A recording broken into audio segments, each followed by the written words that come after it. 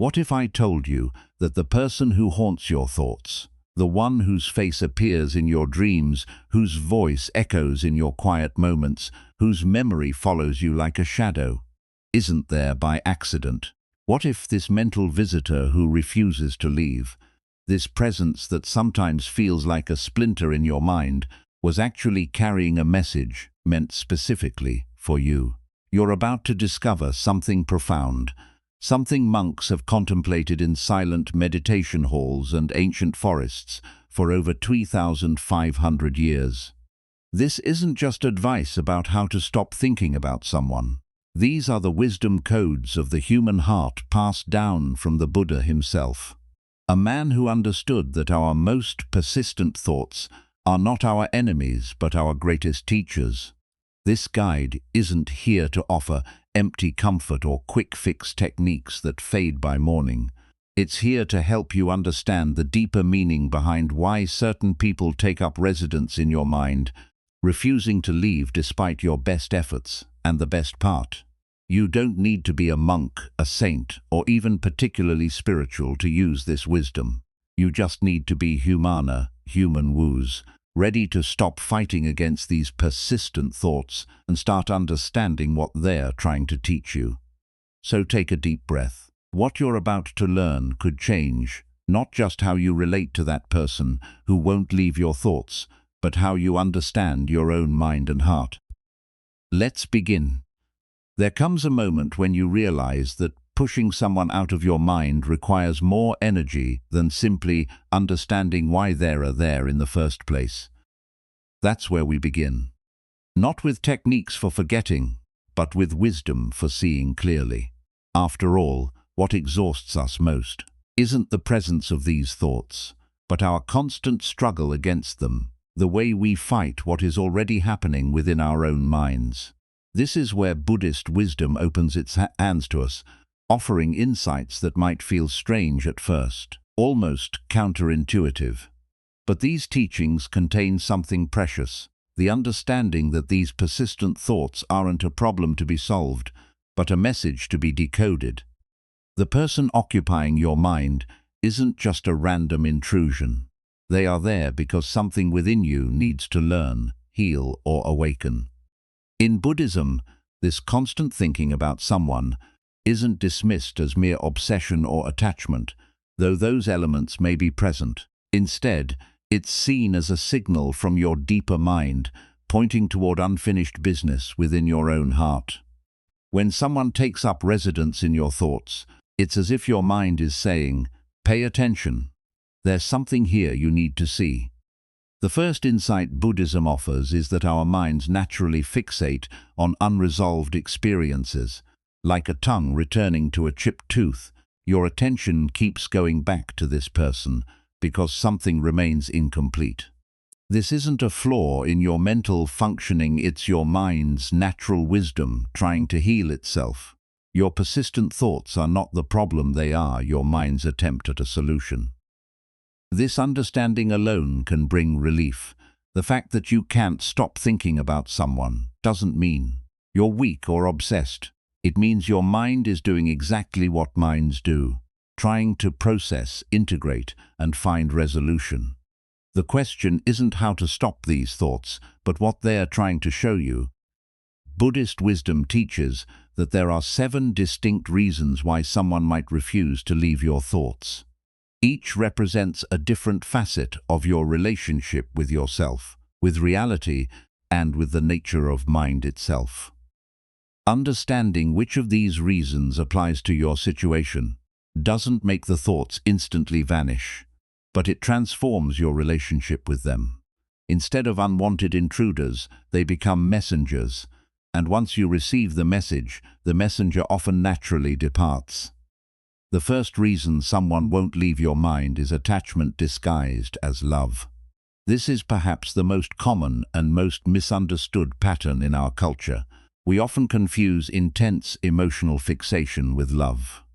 We believe that constantly thinking about someone proves the depth of our feelings for them. But Buddhist wisdom draws a crucial distinction. True love brings spaciousness, while attachment creates constriction. When attachment masquerades as love, your thoughts about the person aren't free and appreciative, they're clingy and desperate. You don't simply remember them with warmth, you mentally grasp at them, rehearsing past interactions or imagining future scenarios. Your thoughts carry an underlying current of need, the need for their approval, presence or reciprocation. This need creates a mental loop that keeps them firmly anchored in your awareness. The Buddha described attachment as the primary cause of suffering. He observed that when we cling to people as if they were permanent, unchanging entities who could complete us, we set ourselves up for inevitable pain. People change, relationships evolve, and nothing external can ever truly belong to us. When we forget these truths, our minds become like hands squeezing too tightly around water. The tighter we grip, the more slips through our fingers. You can recognize attachment disguised as love by the quality of suffering it produces. If thoughts of this person bring a sense of lack, of something missing or incomplete within you, you're experiencing attachment rather than love. If you feel anxious, jealous, or desperate when they come to mind, that's attachment speaking. True love, even when tinged with sadness, carries an underlying peace recognition that you wish for their well-being, regardless of what they can give you. The second reason someone may persist in your mind is unprocessed emotion. Our emotional systems require completion. Feelings need to be fully experienced before they can naturally subside. When emotions around someone remain incomplete, whether it's unexpressed anger, unacknowledged hurt, or even joy you didn't allow yourself to fully feel, your mind keeps bringing them back into awareness, hoping to complete the emotional process. This is particularly common with relationships that ended abruptly, or situations where social constraints prevented you from expressing what you truly felt. Your mind is like a computer with too many open tabs, consuming energy because these emotional programs are still running in the background. Buddhist practice doesn't suggest suppressing these emotions or pretending they don't exist. Instead, it offers the radical approach of turning toward them with mindful awareness. When thoughts of the person arise, rather than focusing on the storyline about them, can you notice the underlying emotion? Is there anger, sadness, regret, or longing? Can you allow that emotion to be fully felt in the body without adding commentary or judgment? There's profound wisdom in this approach.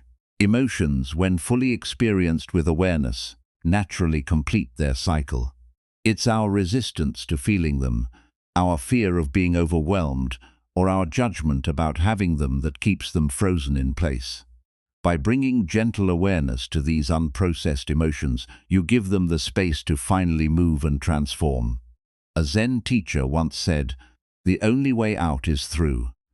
When it comes to persistent thoughts about someone, often the only way to freedom is through fully experiencing whatever emotions you've been avoiding.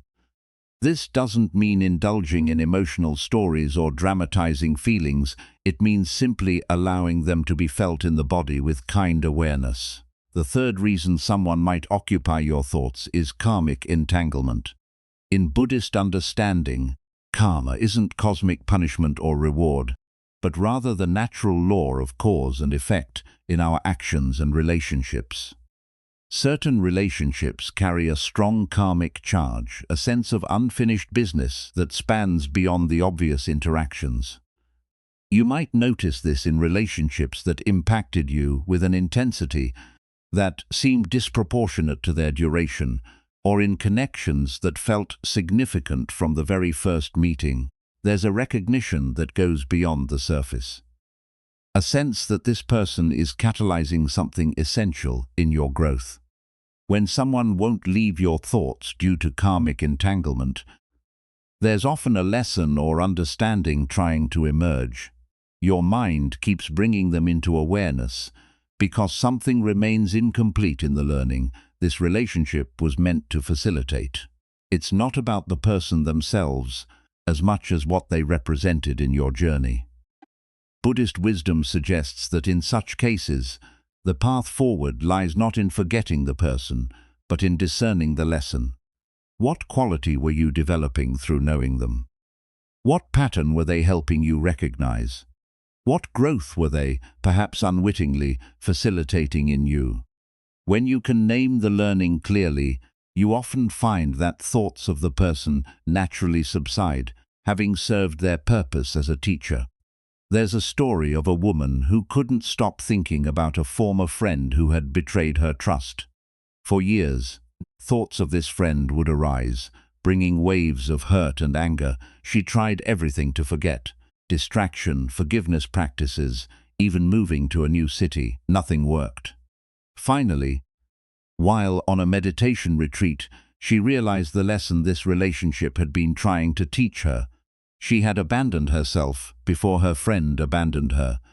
She had ignored her own intuition, dismissed her own needs, and compromised her boundaries. The moment she fully grasped this understanding, the thoughts of her friend began to fade.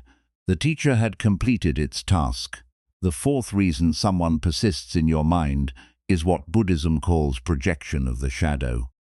We all have aspects of ourselves that we've disowned or repressed, qualities we were taught were unacceptable, or that we judge harshly in ourselves.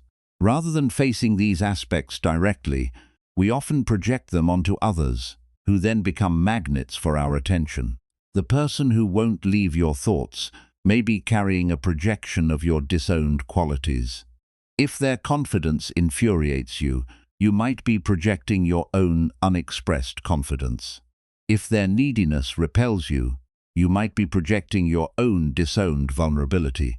Our strongest reactions often point to our deepest projections.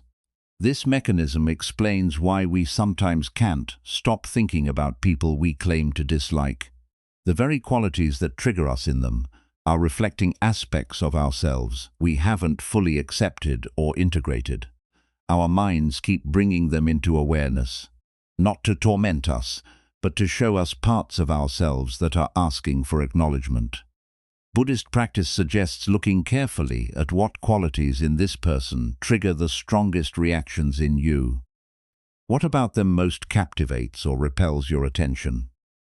Then, with honesty and compassion, ask yourself, where might this quality also exist within me, perhaps in a different form? This investigation isn't about blame, but about wholeness. By reclaiming these projections, you not only free yourself from obsessive thinking about the other person, but you also become more integrated and authentic. The parts of yourself that you've been encountering through them can finally come home. A monk once told a story about a man who was obsessed with thoughts of a neighbor he considered lazy and irresponsible. The neighbor would often relax in his garden while the man worked tirelessly. One day, the man fell ill and was forced to rest. As he lay in bed, watching the clouds move across the sky, he realized that deep within himself was a longing for rest, for permission to simply be without constant productivity. The very quality he had condemned in his neighbor was one his own soul was craving. From that day, his obsessive thoughts about the neighbor began to fade. The fifth reason someone might dominate your thoughts is fixation on an outcome. Often, we can't stop thinking about someone because we're attached to a specific resolution or outcome involving them: reconciliation, recognition, revenge, or some form of closure that we believe will finally bring peace. This attachment to an outcome creates a mental holding pattern. Your thoughts loop back to this person again and again because your mind believes there's still something to be gained, resolved, or proven. You can recognize this pattern when your thoughts about them consistently lead to the same imagined scenarios or outcomes. Buddhist wisdom on this is both simple and radical. True peace comes from accepting what is, not from achieving a particular outcome. As long as you believe your well-being depends on something specific happening with this person, them apologizing, recognizing your worth, regretting their choices, or returning to you, your mind will remain fixated on them. The practice here involves a profound shift from attachment to an outcome to acceptance of reality as it is now.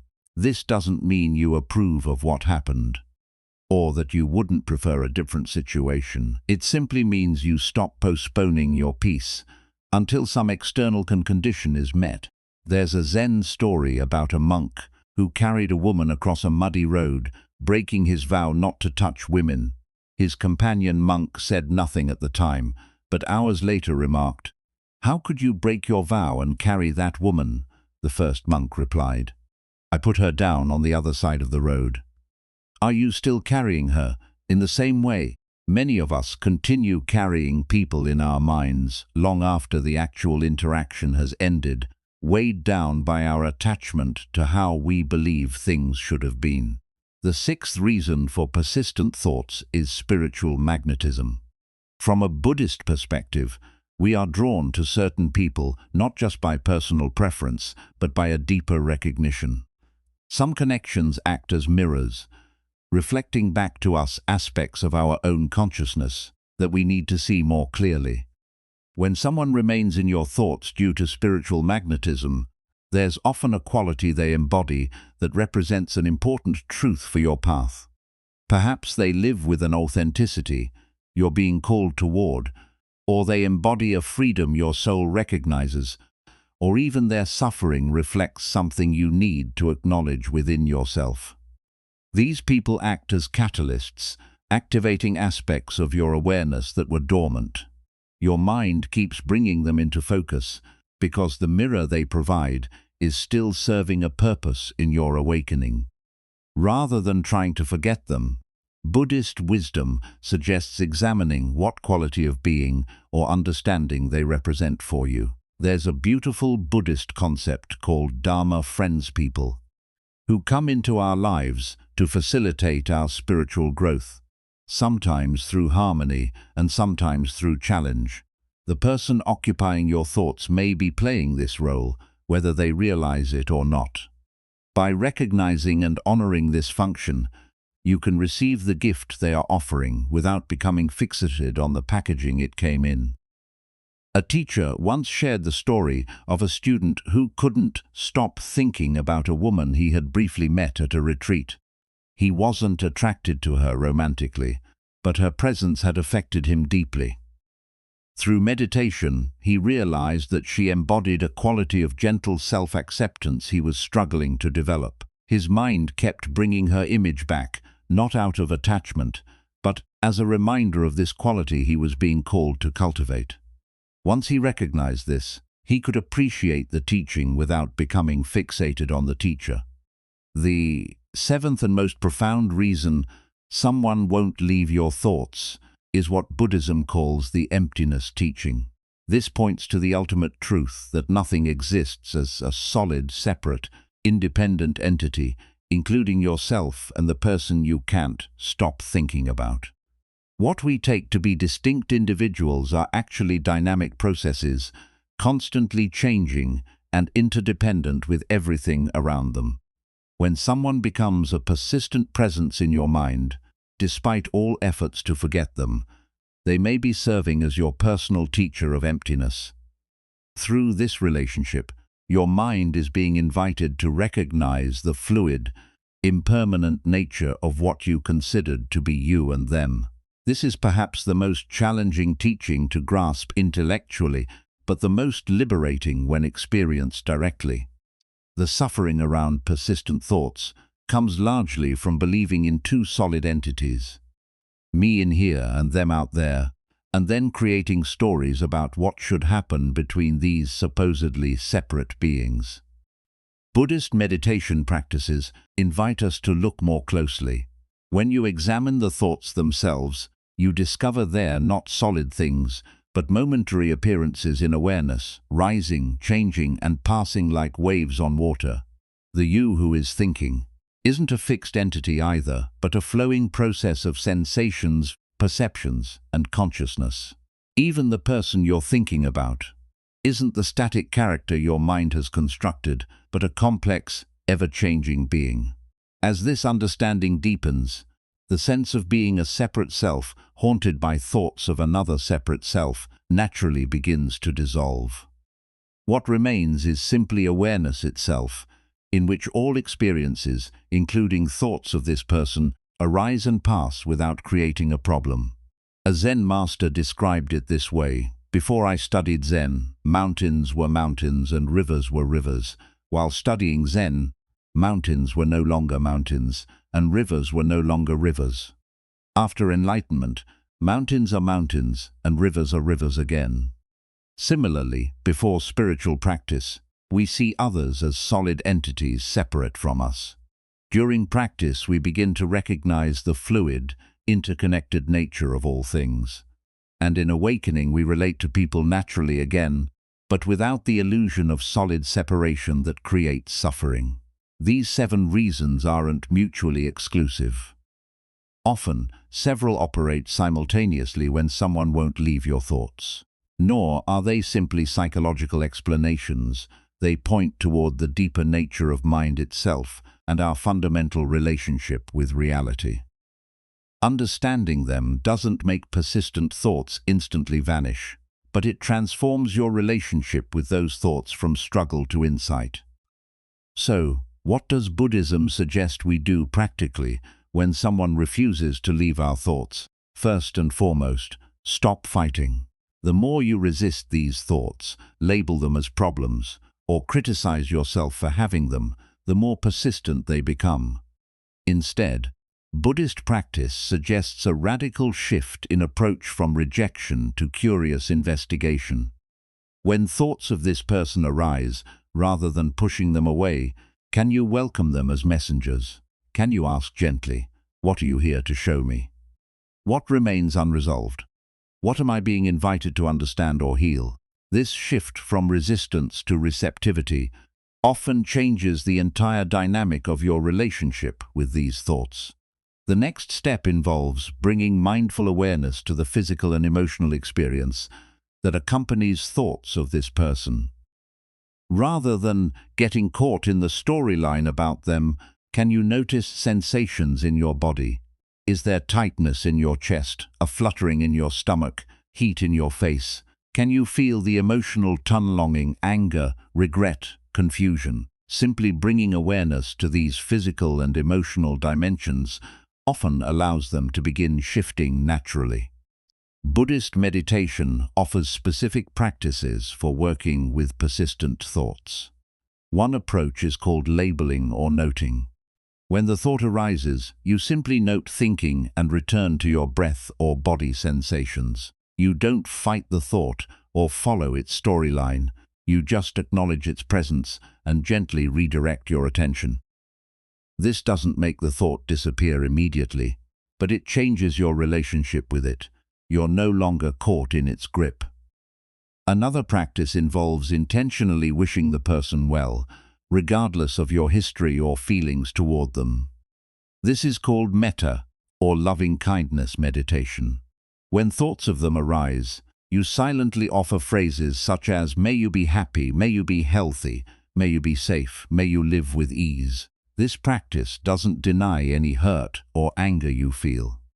Rather, it acknowledges that beneath those feelings is the basic human wish for all beings to be free from suffering. This may seem counterintuitive. Why wish well to someone you're trying to forget?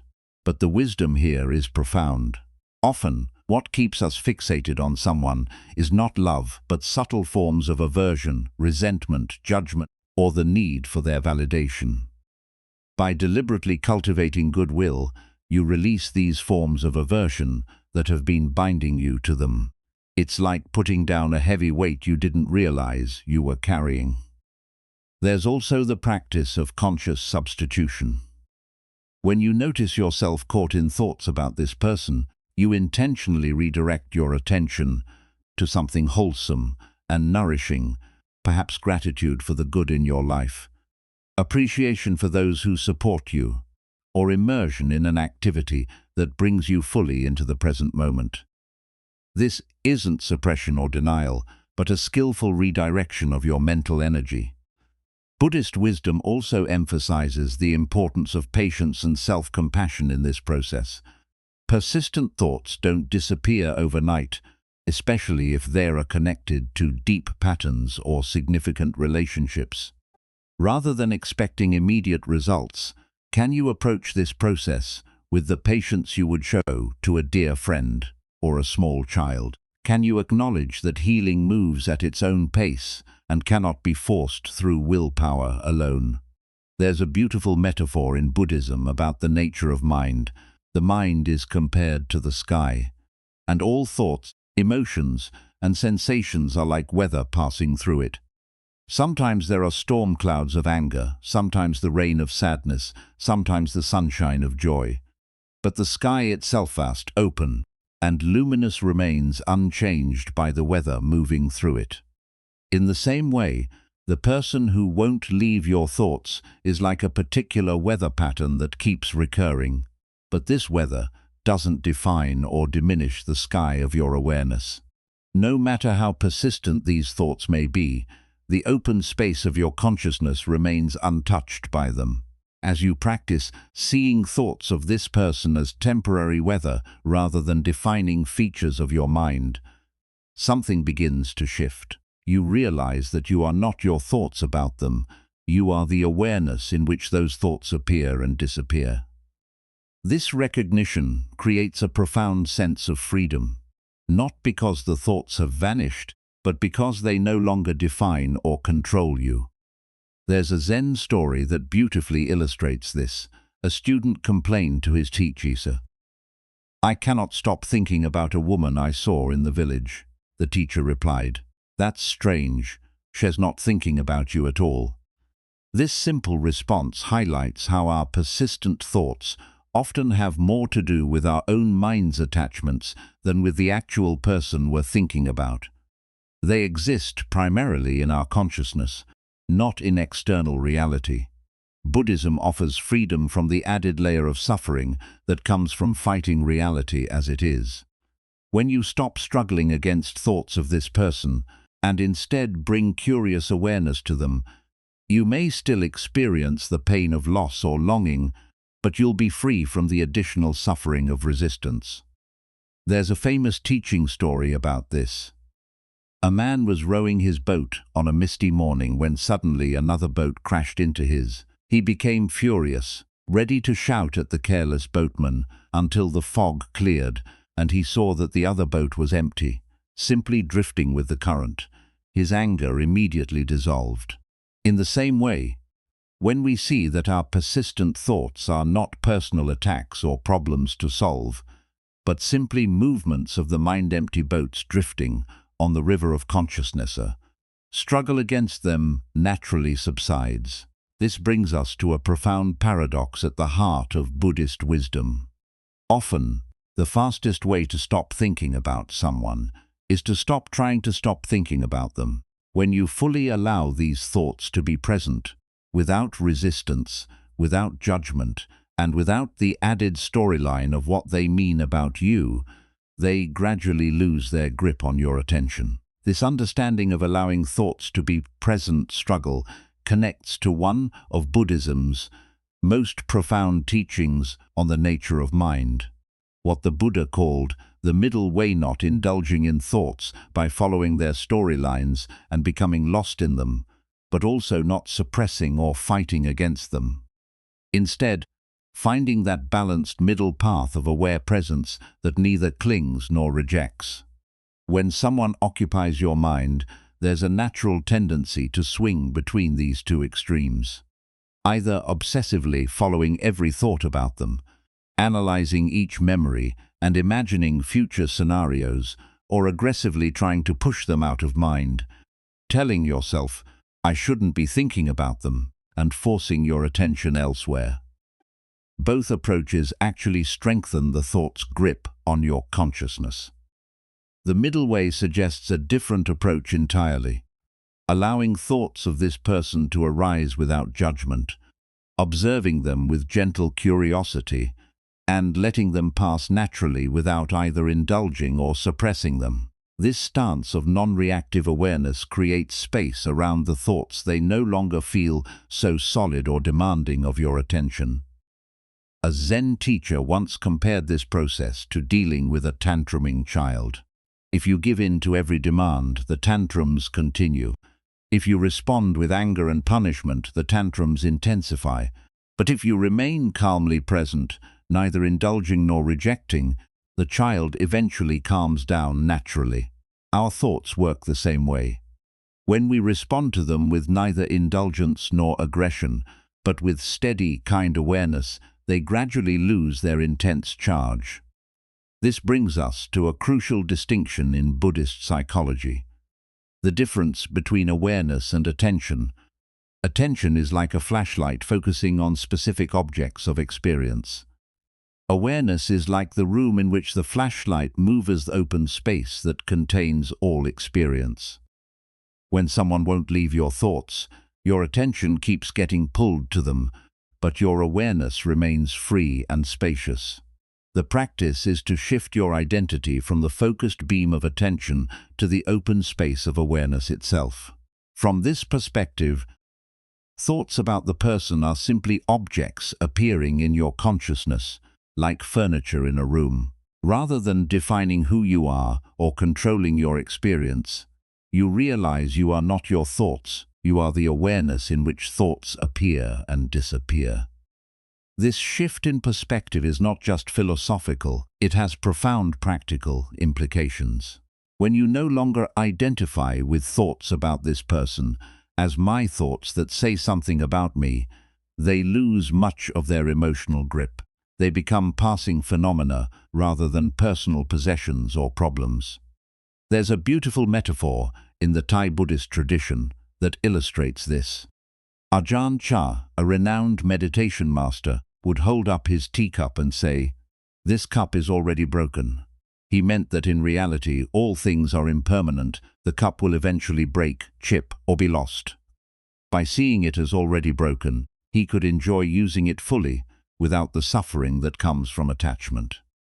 In the same way, the relationship with the person you can't stop thinking about is already broken, in the sense that all relationships are ultimately impermanent. Nothing lasts unchanged forever. By acknowledging this truth not as a cause for despair, but as a doorway to freedom, you can hold the relationship more lightly in your mind. This perspective connects to another essential Buddhist teaching, the truth of impermanence, or anicca. Everything in existence is in constant flux, continuously changing. The person you're thinking about is not the same person they were a year ago, or even a moment ago. Your memories of them are not the actual person, but mental images frozen in time, and you yourself are changing too, moment by moment. When thoughts of someone persist, there's often an underlying assumption that both you and they are fixed, unchanging entities. I am this way, they are that way, and our relationship is defined by what happened. But Buddhist wisdom invites us to see through this illusion of permanence. The you who is thinking about them now is not identical to the you who knew them then. They too have changed in ways you cannot fully know. This recognition of impermanence doesn't make memories disappear, but it softens their emotional intensity. It reminds us that we're not actually relating to the person as they are now, but to our mental construction of them based on past interactions. This mental image has become frozen in our minds, while the actual person continues to change and evolve beyond our awareness. There's a story about a monk who struggled with constant thoughts of a woman he had known before joining the monastery. Every time her face appeared in his mind, he would berate himself for his lack of spiritual progress. This internal conflict only made the thoughts more persistent and painful. Finally, he confessed his struggle to his teacher, who offered unexpected advice. The next time you think of her, don't push her away. Bow to her image in your mind and say, "Thank you for teaching me about attachment. May you be well." This simple shift in approach from rejection to grateful acknowledgement gradually transformed the monk's relationship with these thoughts until they no longer caused suffering.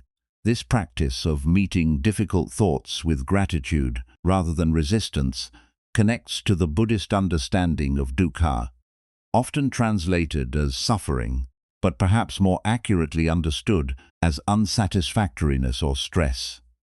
The Buddha taught that dukkha arises not from difficult experiences themselves, but from our relationship to those experiences, specifically from craving for things to be different than they are.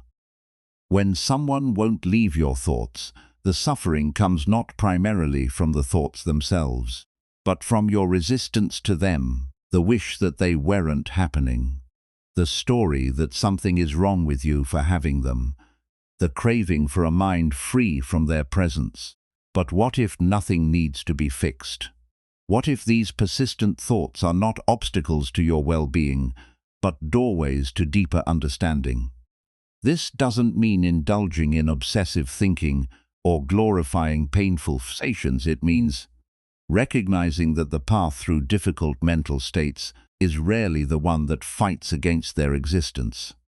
The invitation is to meet what arises with kind awareness, neither pushing it away nor getting lost in its storyline. There's a powerful metaphor in Tibetan Buddhism about this process. Difficult emotions and persistent thoughts are compared to a stick thrown to a dog. The dog chases after the stick, grabs it and brings it back, ready to repeat the game endlessly. But a wise old dog simply watches the stick being thrown without giving chase. In the same way, we can learn to observe thoughts about someone arising without immediately chasing after them, engaging with them, or trying to fetch them back to consciousness. The Buddha offered specific practices for working with what he called the hindrances, mental states that obscure clear seeing. When thoughts about someone come with strong desire or aversion, two primary hindrances. He suggested several approaches. First, simply being aware of the hindrance as it arises without judgment. Second, investigating its nature. How does it feel in the body? What beliefs support it? How does it change when observed closely? Third, turning attention to its opposite quality if there's anger, cultivating kindness if there's craving, contemplating contentment. These practices don't aim to eliminate thoughts about the person, but to transform your relationship with those thoughts.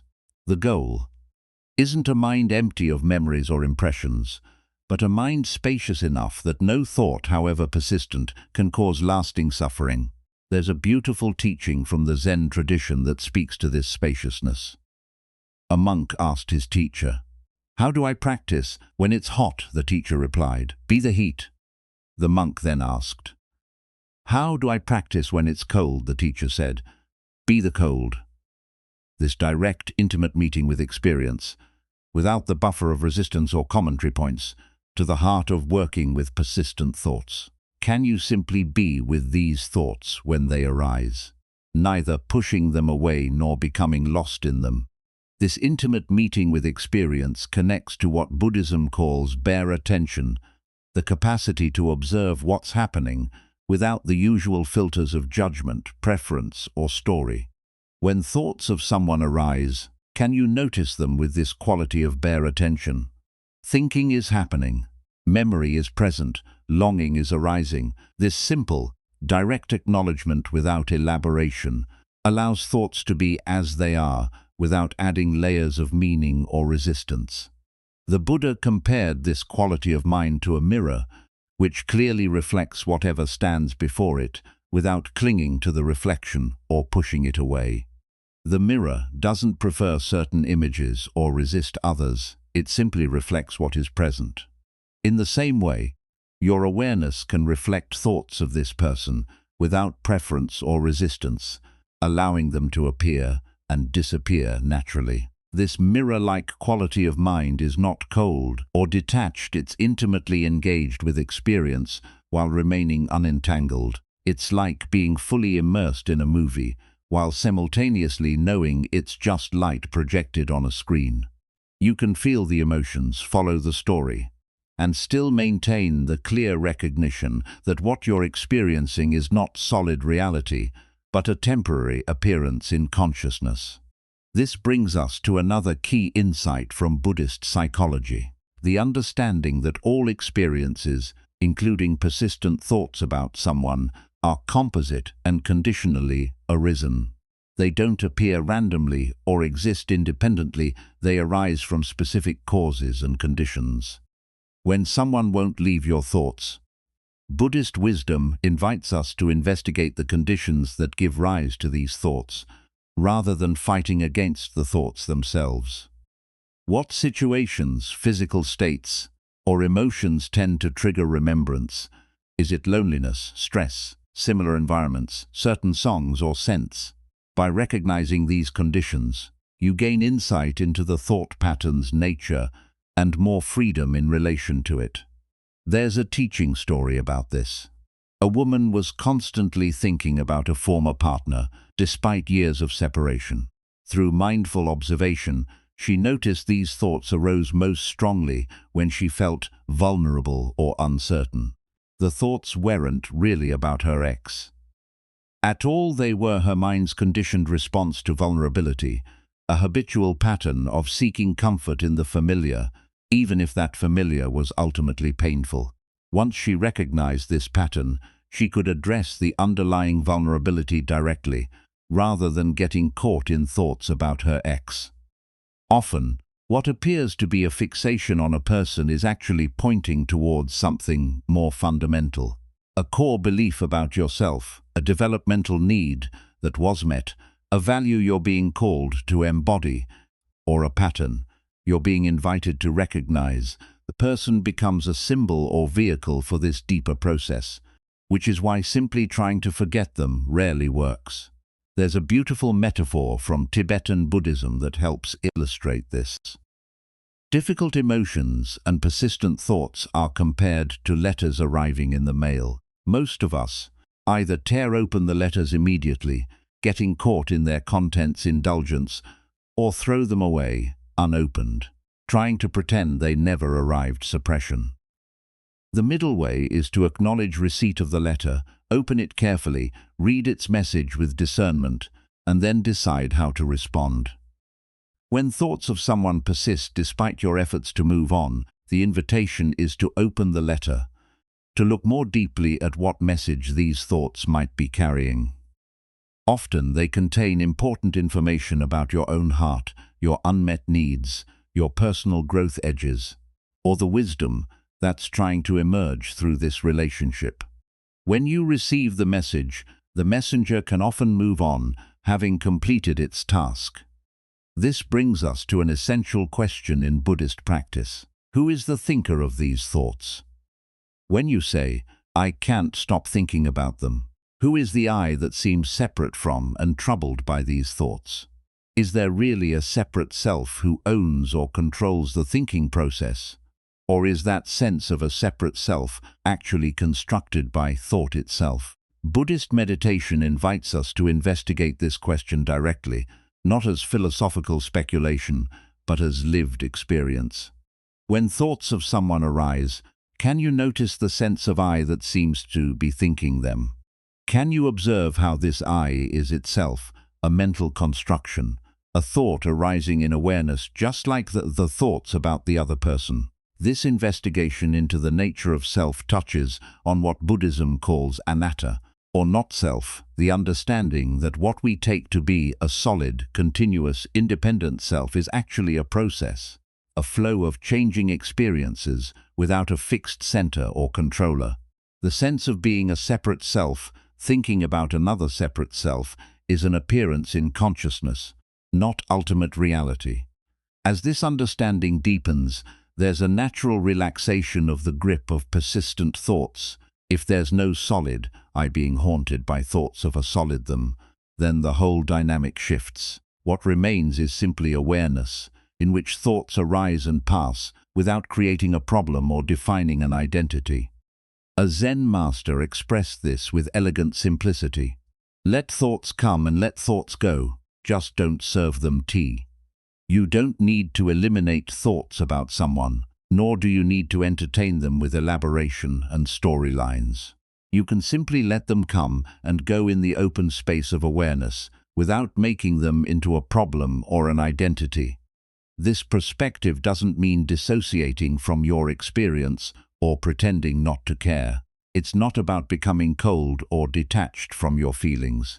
Rather, it's about recognizing the fluid, impermanent nature of all experience, including your thoughts and emotions about this person. It's about seeing that you are not defined or limited by these thoughts, even when they persist.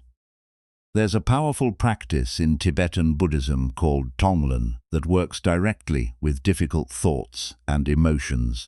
Instead of trying to get rid of the pain of obsessive thinking, you intentionally breathe it in, not just your own pain, but the pain of everyone who has ever suffered from similar thoughts. And as you breathe out, you imagine sending relief and space to all beings caught in obsessive thinking.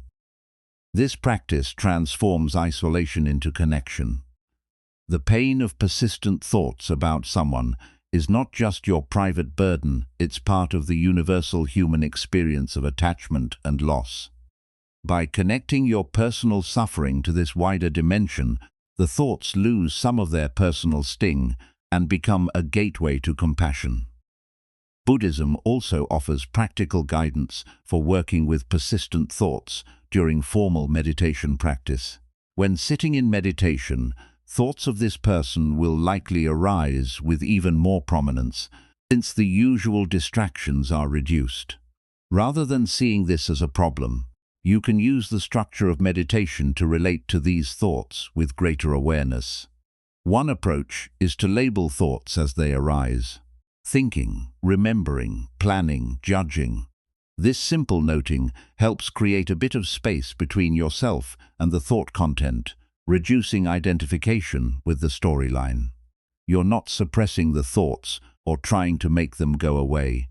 You're simply acknowledging their presence and returning to your meditation object, whether that's the breath, body sensations, or open awareness. Another approach involves using the breath as an anchor. When thoughts become overwhelming, feeling the physical sensations of breathing brings attention back to present moment experience, interrupting the tendency to get lost in mental stories about the past or future. The breath is always available as a refuge from obsessive thinking, a way to ground yourself in the reality of now rather than the mental constructions about then. There's also the practice of deliberately expanding awareness to include both the thoughts and the space around them. Rather than focusing narrowly on either suppressing or analyzing the thoughts, you open your awareness to hold them within a larger field of consciousness. It's like stepping back to see not just the single tree that's captured your attention, but the entire forest. This wider perspective helps release the fixation on particular thought content. A meditation teacher once offered this guidance: don't push the river and don't dam it up. Just sit on the bank and watch it flow. In the same way, you can learn to observe the flow of thoughts about this person without either pushing them away or damming them up with resistance. This watching itself gradually transforms the relationship with thinking. This transformation doesn't happen overnight, especially with deeply conditioned thought patterns or significant relationships.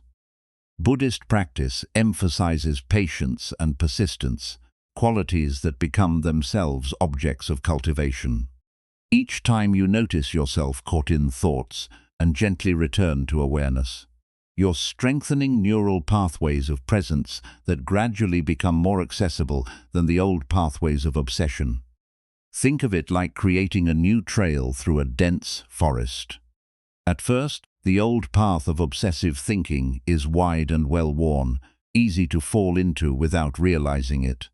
The new path of aware presence is barely visible, requiring conscious effort to follow. But with consistent practice, each time you choose the new path, it becomes a little clearer, a little more established.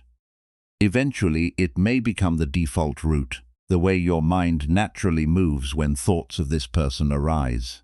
This process embodies what Buddhism calls bhavana, or cultivation, the gradual development of beneficial qualities and habits of mind through intentional practice. Rather than expecting instant results or beating yourself up when old patterns re-emerge, You recognize that transformation is a gradual process of cultivation, like growing a garden from seeds. There's a beautiful teaching story about this gradual nature of practice. A young monk complained to his teacher that despite years of meditation, disturbing thoughts still arose in his mind. The teacher took him to a stream and asked him to stir up the muddy bottom with a stick. The water became cloudy and opaque. Then the teacher said, "Now stop stirring and watch." Gradually, the mud settled and the water became clear again. "Your mind is like this water," the teacher explained. When you stop stirring it up with constant engagement with thoughts, the natural clarity of awareness reveals itself. This natural clarity is always present, even when thoughts seem most persistent and troubling. The practice is not to create clarity where there was none, but to allow the mud of obsessive thinking to settle so that the inherent clarity of awareness can shine through. Here's another aspect of Buddhist wisdom that's particularly relevant to persistent thoughts about someone: the understanding of dependent origination, or interdependence. No person exists as a separate, independent entity. Each of us is a node in a vast web of relationships, conditions, and causes. The person you're thinking about was shaped by countless influences: their parents, culture, experiences, genetics, as were you. When we see others and ourselves through this lens of interdependence, there's a natural softening of rigid judgments and fixed identities. The person who hurt you was themselves conditioned by factors beyond their control. The qualities that attracted you to someone were not solely theirs, but arose from the interaction of many conditions. And your own persistent thoughts are similarly conditioned, not personal failings, but natural movements of a mind shaped by past experiences. This perspective doesn't eliminate responsibility, but it places it within a wider context of understanding. It allows you to hold both yourself and the other person with greater compassion, recognizing that we're all caught in these webs of conditioning, doing our best with the consciousness available to us at any given moment. A Buddhist teacher expressed this beautifully. If you want to understand why you keep thinking about someone, look deeply into the nature of your own mind. If you want to understand your own mind, look deeply into everything that has shaped it. And if you want to understand what has shaped your mind, look deeply into the entire universe. For there is nothing that is not connected to your experience. This vast perspective can be liberating when caught in seemingly personal obsessions. The thoughts that feel so intimate and defining are actually movements in a much larger field, connected to countless conditions beyond what we typically consider personal. Seeing this doesn't make the thoughts disappear, but it helps us hold them more lightly, with less identification and suffering.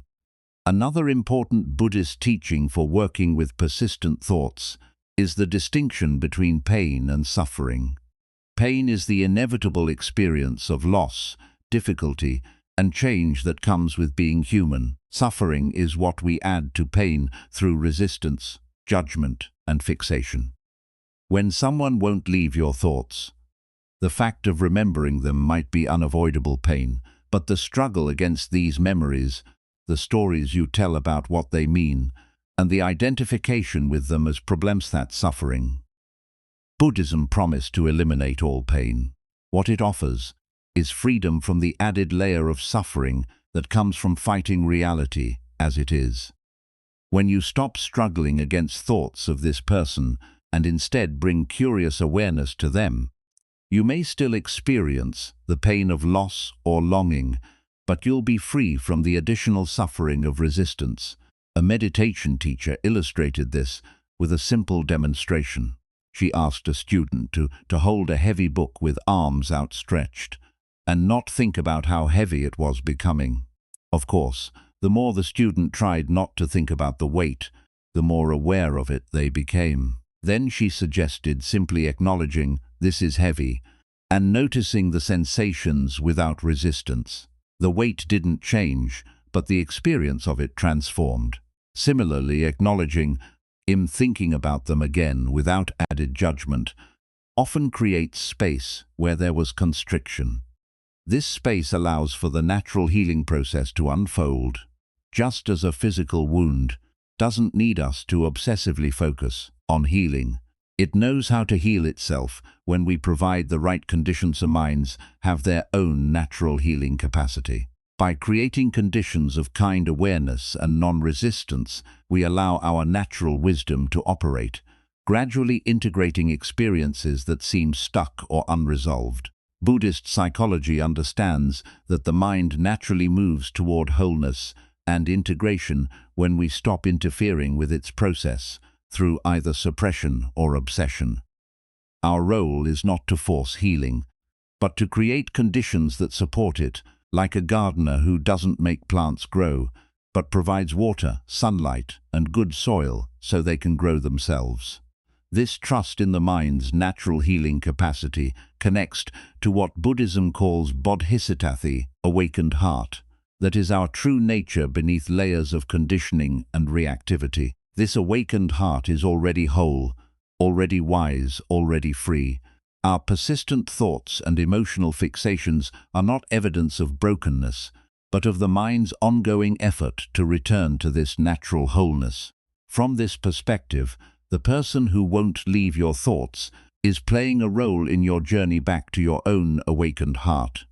The persistent thinking is not an obstacle to your well-being, but a doorway to deeper understanding if approached with awareness rather than resistance.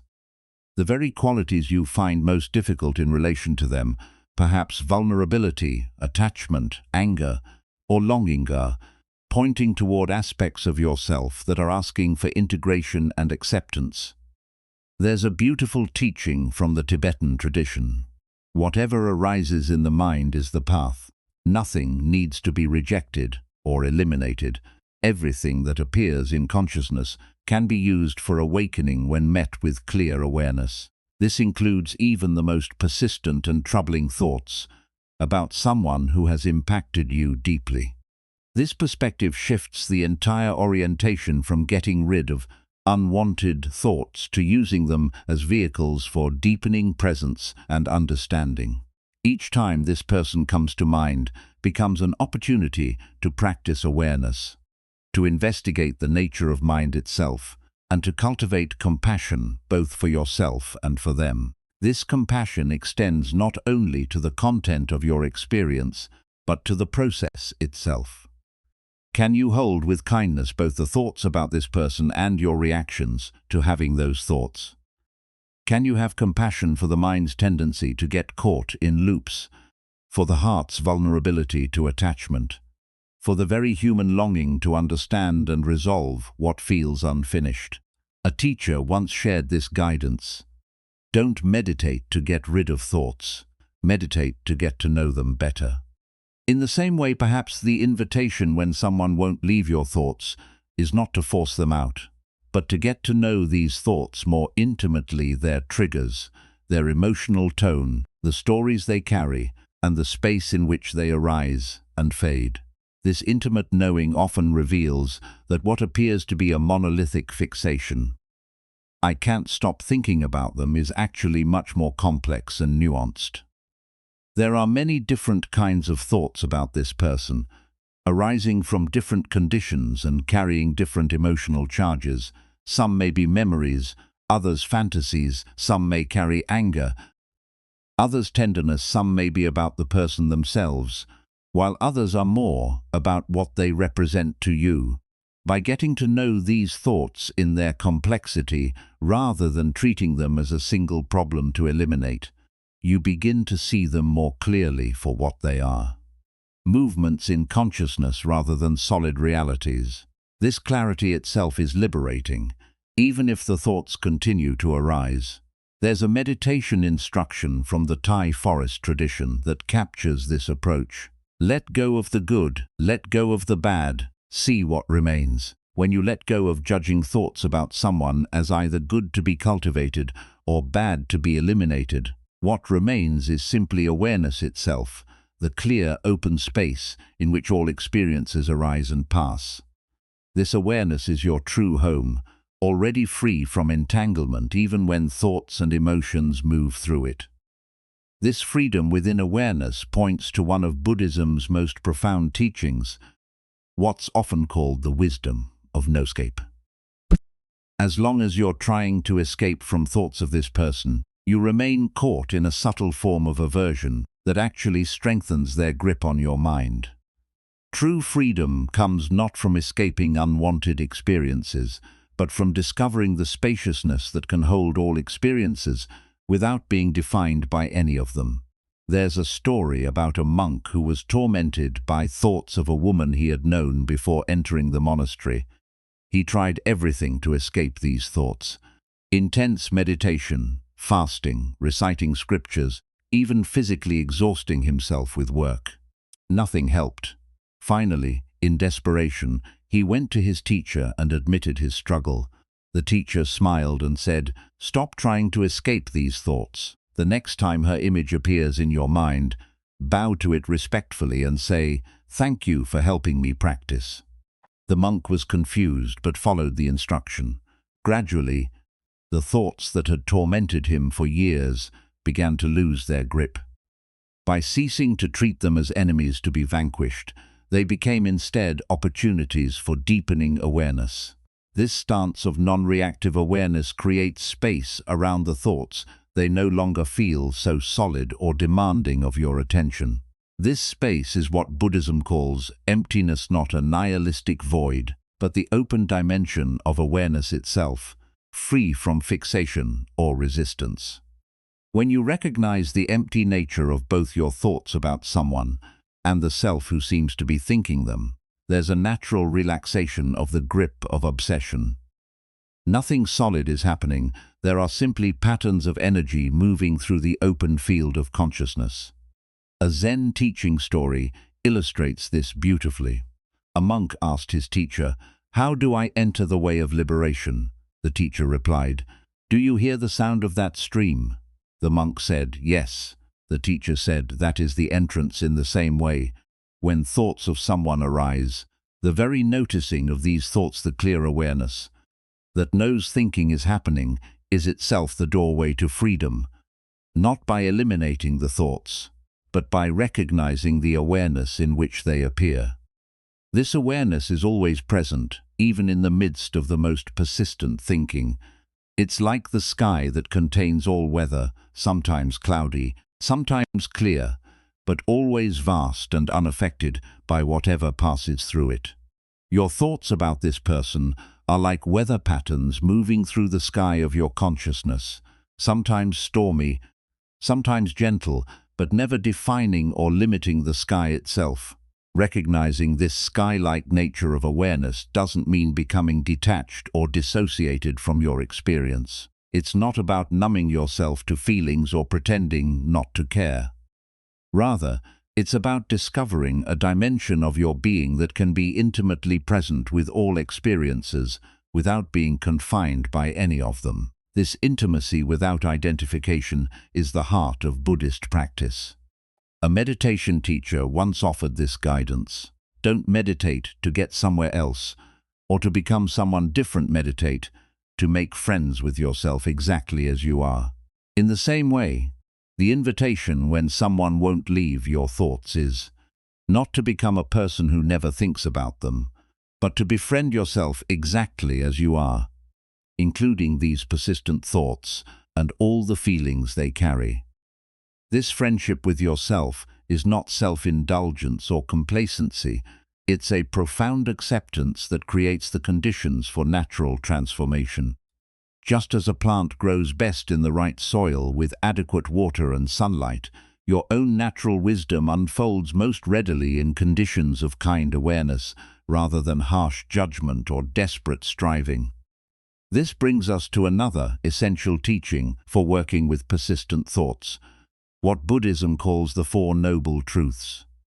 The first truth acknowledges that suffering exists in this case, the suffering of being unable to stop thinking about someone. The second truth recognizes that this suffering has causes, specifically the craving for things to be different than they are, wanting the thoughts to stop, and the ignorance that sees thoughts as solid realities rather than passing phenomena. The third truth offers the liberating insight that when these causes cease, suffering naturally subsides, and the fourth truth provides the practical path that leads to this cessation. This path, often called the Eightfold Path, offers comprehensive guidance for working with all forms of suffering, including the suffering of persistent thoughts. It includes right understanding, right intention, right speech, right action, right livelihood, right effort, right mindfulness, and right concentration. Each aspect of this path offers practical wisdom for working with persistent thoughts about someone.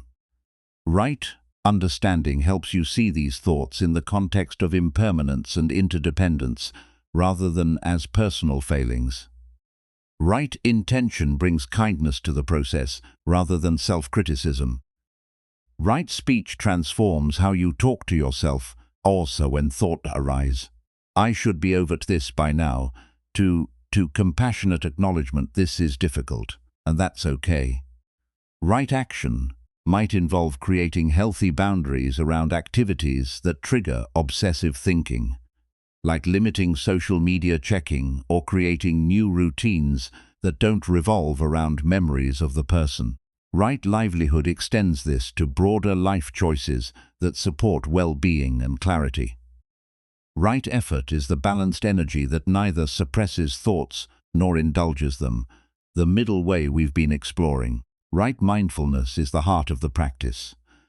The clear, non-judgmental awareness of thoughts as they arise, persist, and pass away. And right concentration is the steady focus that allows you to stay present with this awareness, rather than getting lost in the content of thoughts. Together, these 8 aspects of the path offer a comprehensive approach to working with persistent thoughts, not as isolated techniques, but as different facets of a unified way of being. They remind us that freedom from obsessive thinking isn't achieved through force of will or clever strategies, but through a fundamental shift in how we relate to our own experience. This shift is beautifully captured in a teaching from the Zen tradition. The Great Way is not difficult for those who have no preferences. As long as you're preferring not to think about someone, as long as you're judging these thoughts as problems to be eliminated, you remain caught in the very dynamic that sustains them.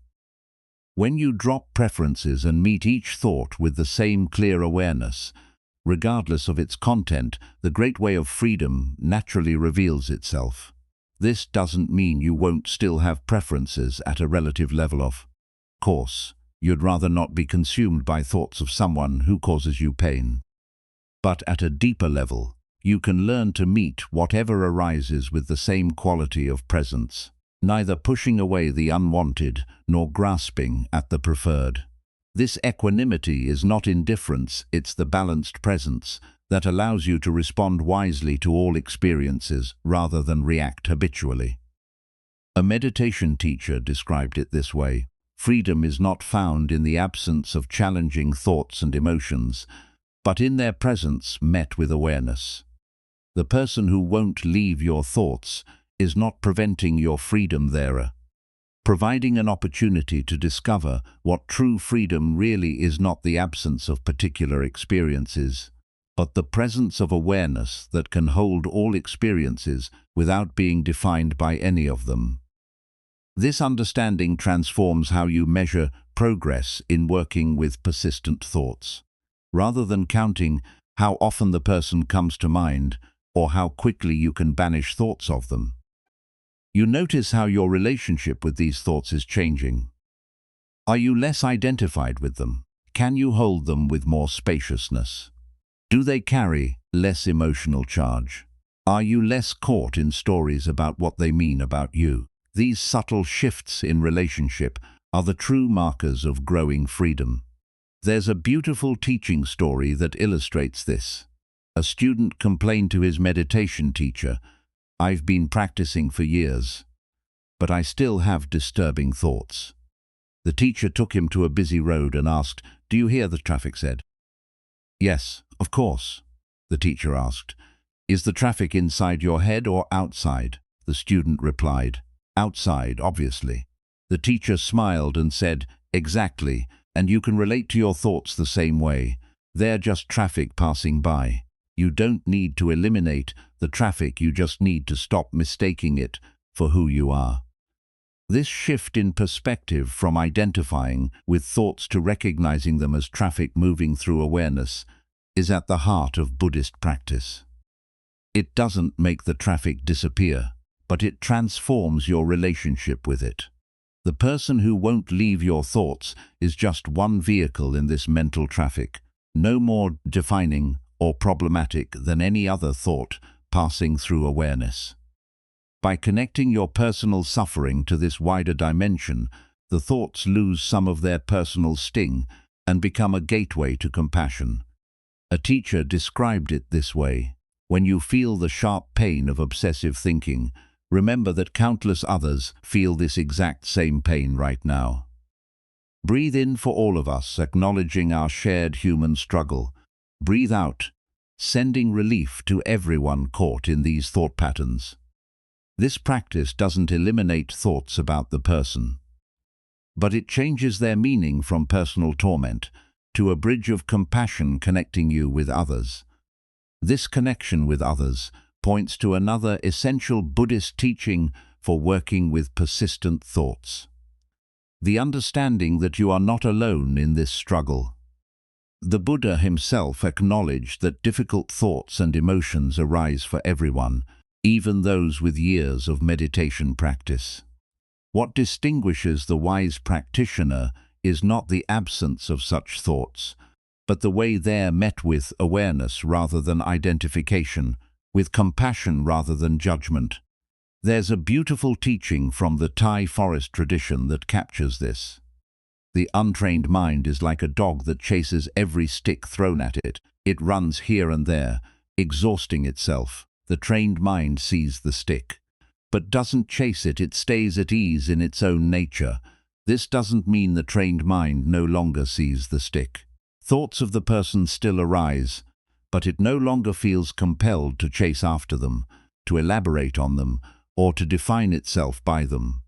This capacity to see without chasing develops gradually through consistent practice.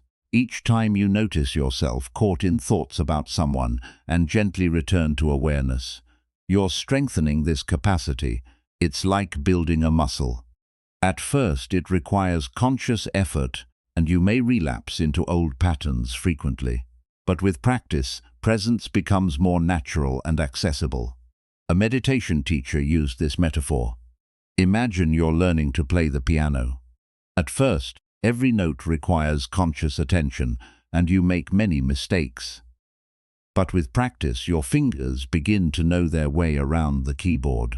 You don't have to think about each note. Playing becomes more natural and flowing. Working with persistent thoughts is similar. At first, it takes conscious effort to notice when you're caught and to return to awareness. But with practice, this movement becomes more natural until presence itself becomes your default mode. This development of presence as a default mode doesn't happen overnight, especially with deeply conditioned thought patterns about significant relationships. Buddhist practice emphasizes patience and persistence, qualities that become themselves objects of cultivation. Each time you notice yourself caught in thoughts and gently return to awareness, you're strengthening neural pathways of presence that gradually become more accessible than the old pathways of obsession. There's a teaching story about this gradual nature of practice. A monk was struggling with persistent thoughts and asked his teacher how long it would take before they stopped arising. The teacher asked, "How long have you been thinking these thoughts?" The monk replied, "For many years." The teacher nodded and said, "Then perhaps it will take many years for them to fade completely. But with practice, your relationship with them will change long before they disappear. They will arise, but they won't disturb your peace." This changing relationship with thoughts is the heart of the practice. The goal is not to never think about the person again, but to be free Even when thoughts arisito, know yourself as the boundless awareness in which thoughts appear, rather than as a separate self defined and controlled by thinking. This freedom within thinking is what Buddhism calls liberation in the midst of conditions. Not a transcendent state beyond everyday experience, but the discovery of spaciousness right in the heart of your ordinary human life, including all its difficulties and attachments. It's the recognition that true freedom doesn't depend on controlling or eliminating particular experiences, but on recognizing the awareness that is already free, regardless of what appears within it. A Zen master expressed this with elegant simplicity. Enlightenment is intimacy with all things. This includes intimacy with your own mind and heart, even when they're filled with thoughts of someone you wish you could forget. Instead of fighting against these thoughts in the name of spiritual progress, can you meet them with the same intimate awareness you would offer to any other aspect of reality? This intimacy doesn't mean indulgence or identification. It's the clear, compassionate presence that neither clings to thoughts nor pushes them away. The middle way we've been exploring, it's the willingness to be fully present with whatever arises. Not because you enjoy painful thoughts, but because you recognize that presence itself is the path to freedom. From this perspective, the person who won't leave your thoughts is not an obstacle to your well-being, but a doorway to deeper understanding if approached with awareness rather than resistance. The very qualities you find most difficult in relation to them, perhaps vulnerability, attachment, anger, or longing, are pointing toward aspects of yourself that are asking for integration and acceptance. This integration doesn't happen through analysis alone. Though understanding can be helpful, it happens through direct experience, through feeling these difficult energies fully in the body, meeting them with compassionate awareness, and allowing them to move and transform naturally. This is what Buddhist practice calls embodied presensen, or just understanding difficult experiences intellectually, but meeting them with the whole body-mind. A meditation teacher described it this way: don't try to think your way out of painful thinking, feel your way through. When thoughts of this person arise, notice where you feel the impact in your body. Is there tightness in your chest, a knot in your stomach, heat in your face? Bring gentle attention to these physical sensations, allowing them to be exactly as they are. As you meet the bodily experience with kind awareness, you'll often find that both the sensations and the thoughts naturally shift and release. This embodied approach acknowledges that our thoughts about someone aren't just mental concepts, they are whole body experiences, involving sensations, emotions, images, and energy. By meeting the full-bodied experience, rather than just the mental storyline, you create conditions for natural integration and healing. This healing doesn't mean you'll never think of the person again. It means that when thoughts arise, they no longer carry the same charge or create the same suffering. They become simply one more appearance in the vast field of awareness, neither particularly problematic nor particularly significant. The person who once dominated your mental landscape becomes just one of many characters passing through the movie of consciousness. Your mind is like the sky, and thoughts are like clouds passing through it. Some clouds are dark and stormy, others light and wispy, but none of them define or alter the sky itself. In the same way, thoughts about this person may still arise, but they don't define or limit the vast awareness that you are.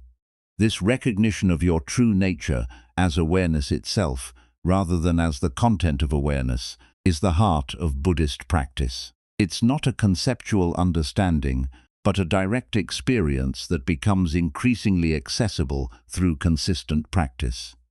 Each time you notice yourself caught in thoughts and return to awareness, you're remembering who you truly are beyond all mental constructions.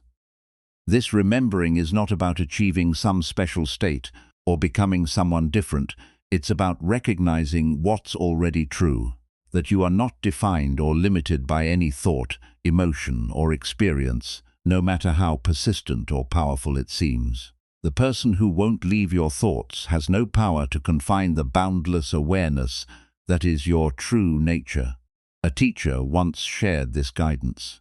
Don't practice to get rid of thoughts or to become a different person. Practice to discover the freedom that's already here, regardless of what thoughts are present.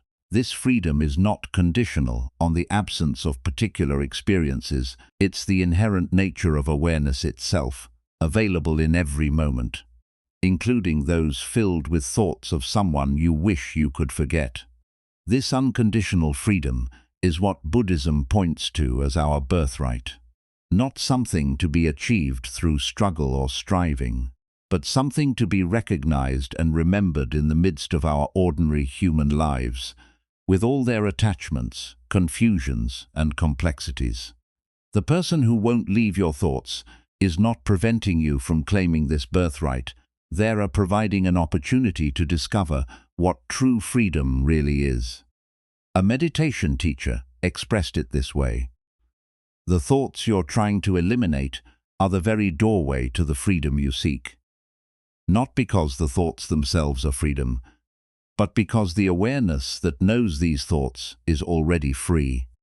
Each time you notice "I'm thinking about them again," you're simultaneously recognizing the awareness that is not bound by these thoughts. That recognition itself is the taste of freedom. This taste of freedom becomes increasingly familiar through practice, until you no longer measure your well-being by the presence or absence of particular thoughts, but by your capacity to rest in awareness, regardless of what thoughts arise. The person who once seemed to have such power over your mind becomes simply one more appearance in consciousness, neither particularly problematic nor particularly significant. This doesn't mean you become cold or indifferent to the relationship or its impact on you. It means you're no longer defined or controlled by it. You can honor the significance of this person in your journey, while simultaneously recognizing that your true nature is not dependent on any relationship or experience. This balanced perspective allows both genuine human feeling and spiritual freedom. A Zen story illustrates this beautifully. A monk who had been practicing for many years was asked if he still experienced difficult emotions. "Of course," he replied. "Then what's the difference between you and someone who doesn't practice?" the questioner asked. The monk said, "For someone who doesn't practice, when anger arises, they become anger. When desire arises, they become desire.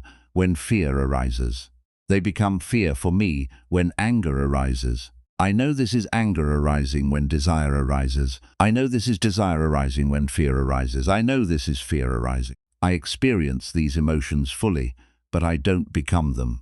In the same way, when thoughts of someone arise in your mind, you can know these are thoughts arising without becoming identified with them as my thoughts that define who you are. This simple but profound shift in perspective from being thoughts to knowing thoughts is the heart of Buddhist practice.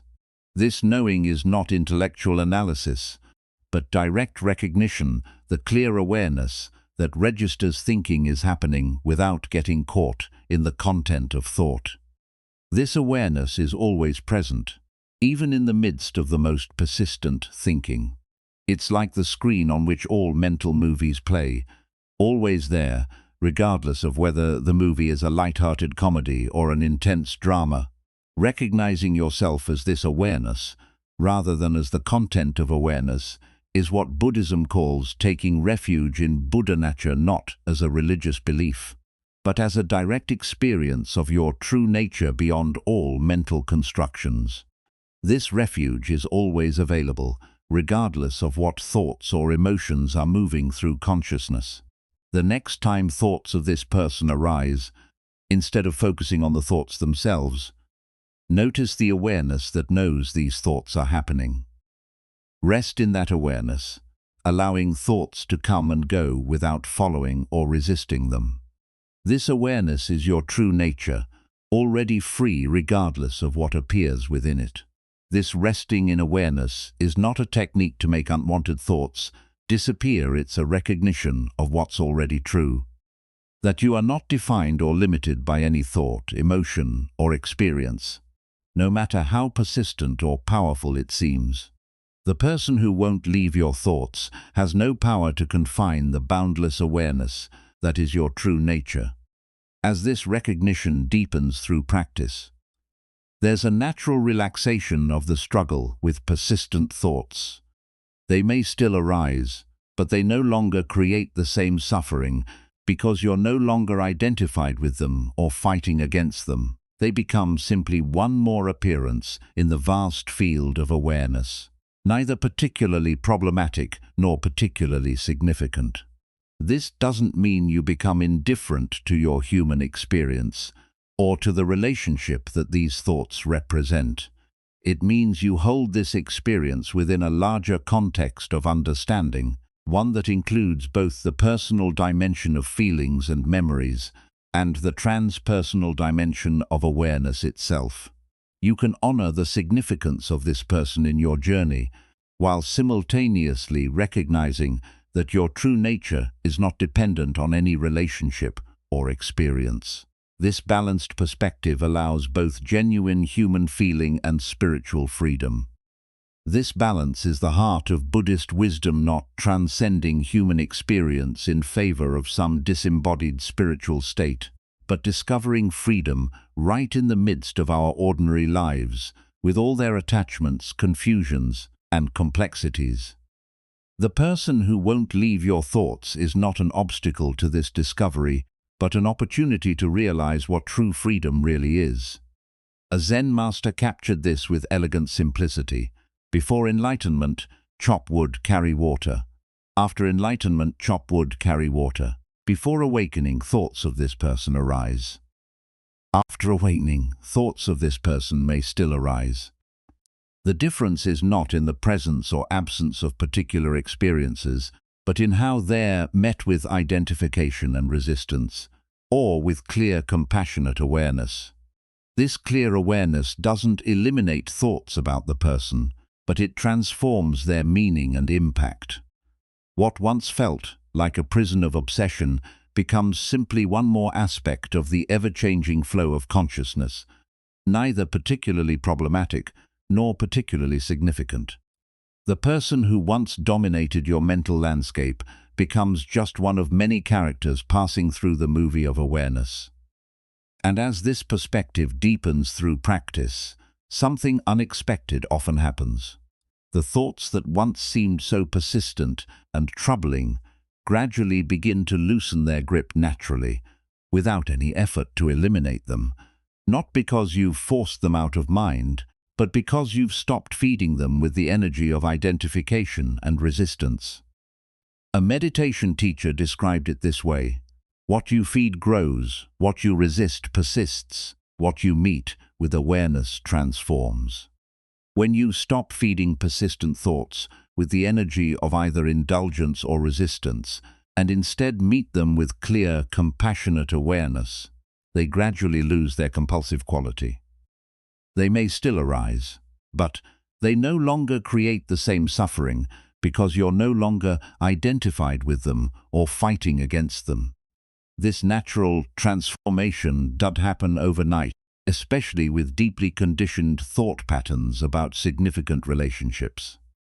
Buddhist practice emphasizes patience and persistence, qualities that become themselves objects of cultivation.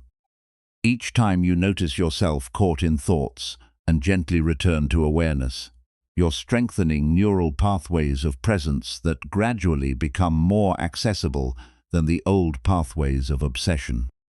Don't measure your progress by how often the person comes to mind. Measure it by how quickly you notice when you're caught in thoughts and how kindly you return to awareness. This is the practice, not eliminating particular experiences, but cultivating the capacity to meet all experiences with clear, compassionate presence. This capacity develops gradually through consistent practice, like building any skill. At first, you may find yourself lost in thoughts about the person for long periods before remembering to return to awareness. That's normal, and nothing to judge yourself for. Each moment of remembering is a success, regardless of how long you were caught before that moment. As the practice deepens, you'll likely notice that you catch yourself more quickly when lost in thoughts, and that the quality of your response becomes more compassionate and less judgmental. You may also notice that thoughts about the person begin to arise less frequently or with less emotional charge, but these changes are side effects of the practice, not its primary goal. The goal is not to never think about the person again, but to be free even when thoughts are reset. Know yourself as the boundless awareness in which thoughts appear, rather than as a separate self-defined and controlled by thinking. This freedom within thinking is what Buddhism calls liberation in the midst of conditions, not a transcendent state beyond everyday experience, but the discovery of spaciousness right in the heart of your ordinary human life.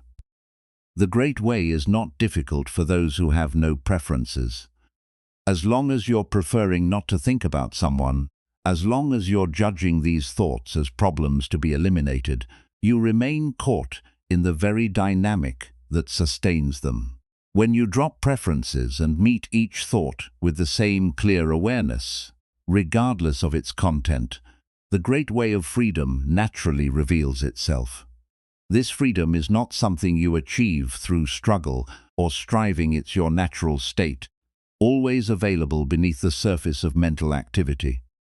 The practice is simply to recognize and remember this truth, moment by moment, regardless of what thoughts or emotions are moving through consciousness. Freedom is not found in the absence of challenging thoughts and emotions, but in their presence met with awareness. The person who won't leave your thoughts is not preventing your freedom. They're providing an opportunity to discover what true freedom really is: not the absence of particular experiences, but the presence of awareness that can hold all experiences without being defined by any of them. This discovery is not abstract philosophy, but direct experience-y lived recognition that you are not confined or defined by any thought, emotion, or memory, no matter how persistent or powerful it seems. This recognition doesn't make unwanted thoughts disappear, but it transforms their meaning and impact. What once felt like a prison of obsession becomes simply one more aspect of the ever-changing flow of consciousness. And as this perspective deepens through practice, the thoughts that once seemed so persistent and troubling gradually begin to loosen their grip naturally, without any effort to eliminate them, not because you forced them out of mind, but because you've stopped feeding them with the energy of identification and resistance. Like a fire that naturally dies down when no longer fueled, thoughts about this person gradually become less compelling when no longer fed by your struggle against them. This natural fading is not the same as suppression or avoidance. It's the organic result of seeing clearly that these thoughts are simply movements in consciousness rather than defining realities. When you no longer treat them as problems to be solved or enemies to be vanquished, they gradually lose their power to disturb your peace. Don't try to force thoughts out of your mind. Instead, create conditions where they naturally fade in significance. These conditions include regular meditation practice, cultivation of present moment awareness in daily life, development of compassion for yourself and others, and a deepening understanding of the impermanent, interdependent nature of all phenomena. These practices don't target specific thoughts for elimination. They transform your relationship with all experience, creating an inner environment where obsessive thinking naturally subsides like a wave returning to the ocean. The person who once dominated your mental landscape gradually becomes just one of many characters passing through the movie of consciousness, neither particularly problematic nor particularly significant. This doesn't mean you become indifferent to your human experience or to the relationship that these thoughts represent.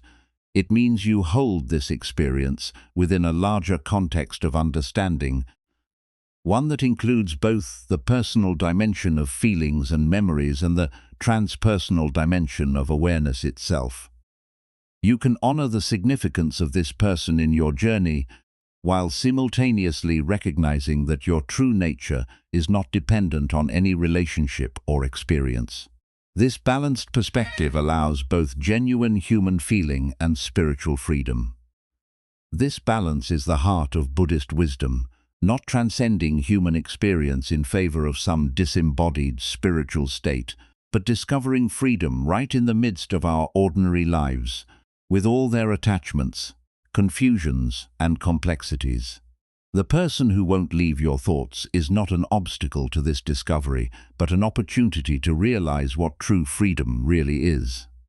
When we learn to meet our persistent thoughts with clarity and compassion rather than resistance, something remarkable happens. The very thoughts that one mere tormented us become our greatest teachers, revealing aspects of ourselves that have been waiting for acknowledgement and integration.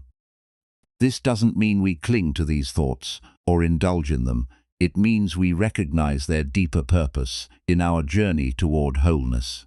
Buddhist wisdom teaches us that nothing arises in our experience by accident.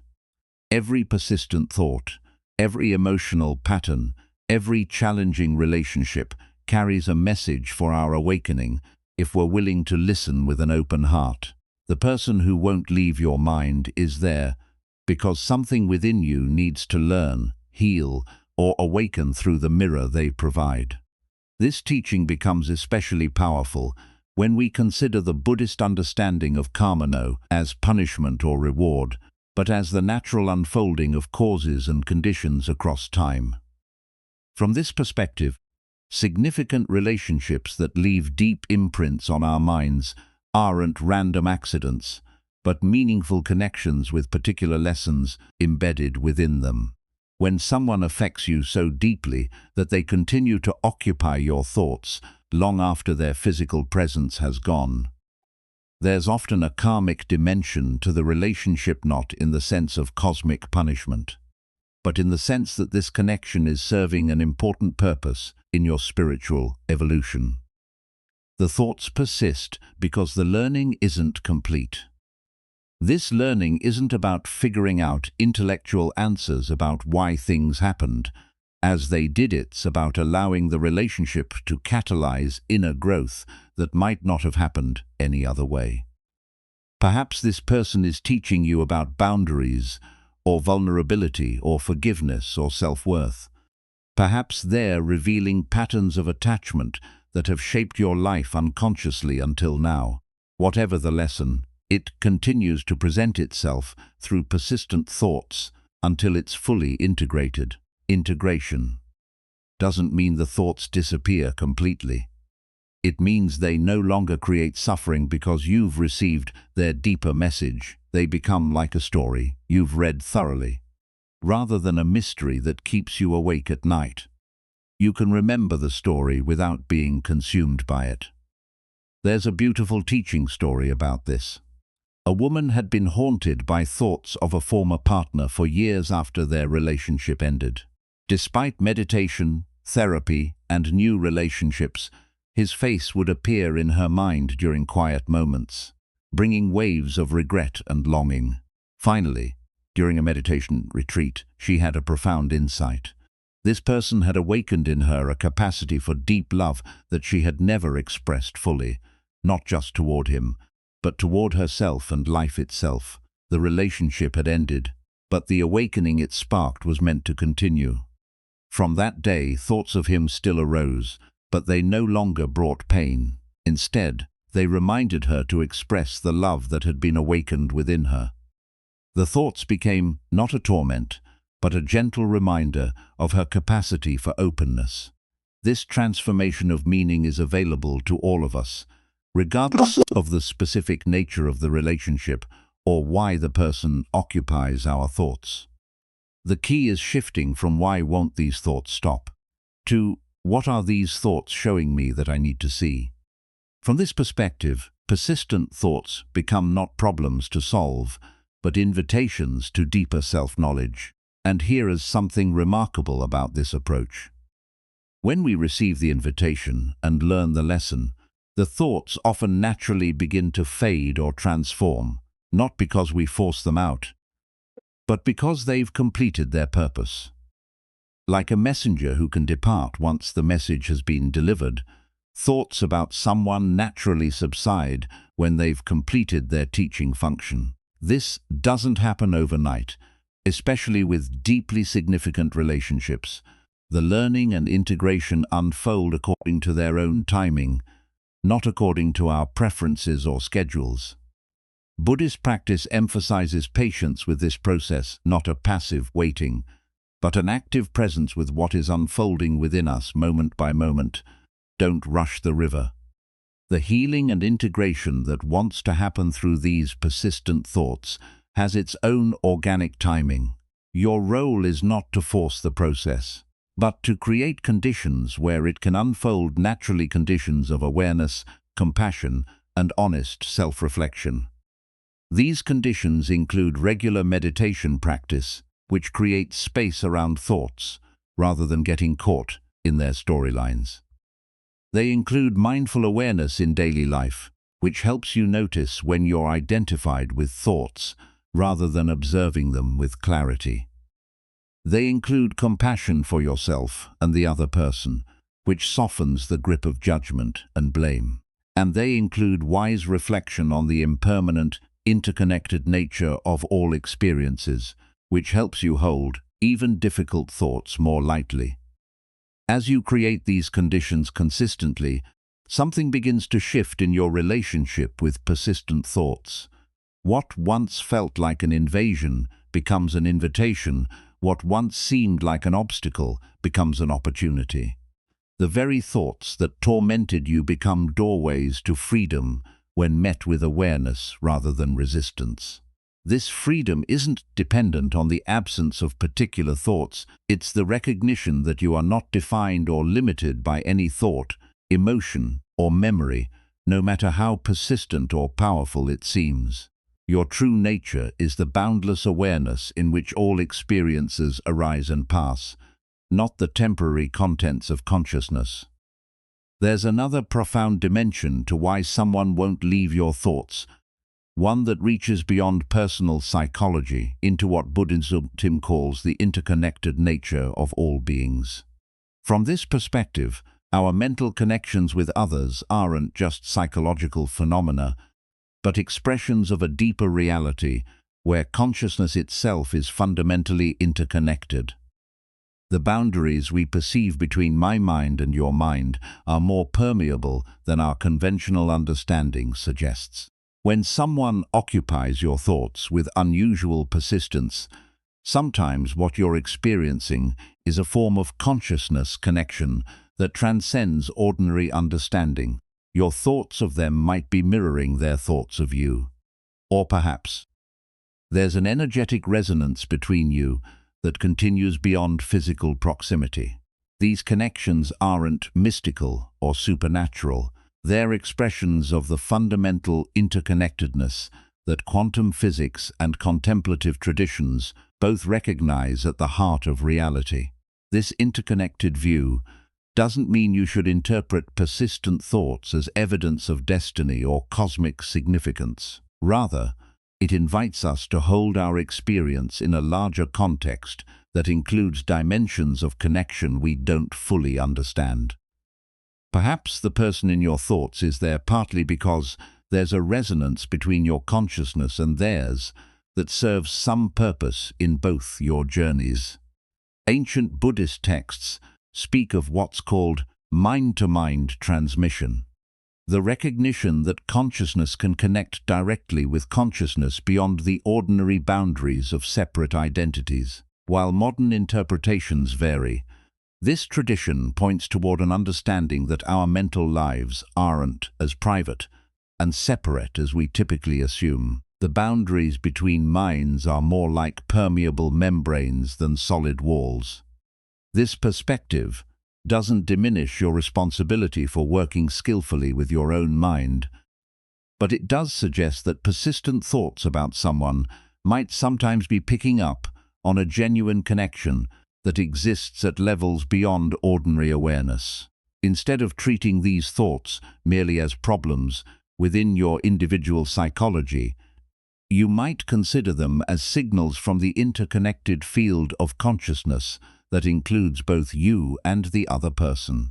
Sometimes, when someone won't leave your thoughts, it's as if there's an invisible thread of connection that remains active. Not because you're failing to let go properly, but because at some level your consciousness and theirs remain in communication. This doesn't mean you should reach out to them if the relationship was unhealthy, but it might invite a different relationship with the persistent thoughts themselves. Perhaps seeing them as part of a larger conversation happening beyond ordinary awareness. This interconnected view is supported by certain practices in Tibetan Buddhism, where practitioners deliberately cultivate awareness of the connections between their own consciousness and that of others.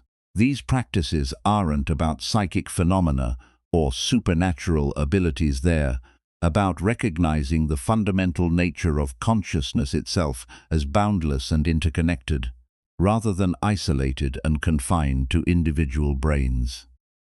From this perspective, someone who won't leave your thoughts might sometimes be there not just because of your own unresolved emotions or attachments, but because there's a genuine connection in consciousness that remains active. This doesn't mean you should interpret persistent thoughts as messages or signs that can lead to unhelpful fantasy or projection, but it might invite a more spacious perspective that includes dimensions of connection beyond personal psychology. When thoughts of someone persist despite your best efforts to move on, sometimes it helps to acknowledge the possibility that what you're experiencing isn't just your own mind spinning in isolation, but part of a larger field of connection that includes both you and them. This acknowledgement can itself bring a kind of peace, not because it answers all questions, but because it holds the experience in a more spacious context that allows for mystery. This mystery is part of the human experience. Our minds and hearts connect in ways that aren't fully explained by our conventional understanding. The person who won't leave your thoughts might be there, partly because something in the deeper field of consciousness wants this connection to remain active, even if only in thought, because it serves some purpose in the unfolding of both your journeys. Again, this perspective doesn't absolve you of responsibility for working skillfully with your own mind. All the practices we've explored, mindfulness, compassion, clear seeing, and non-identification, remain essential.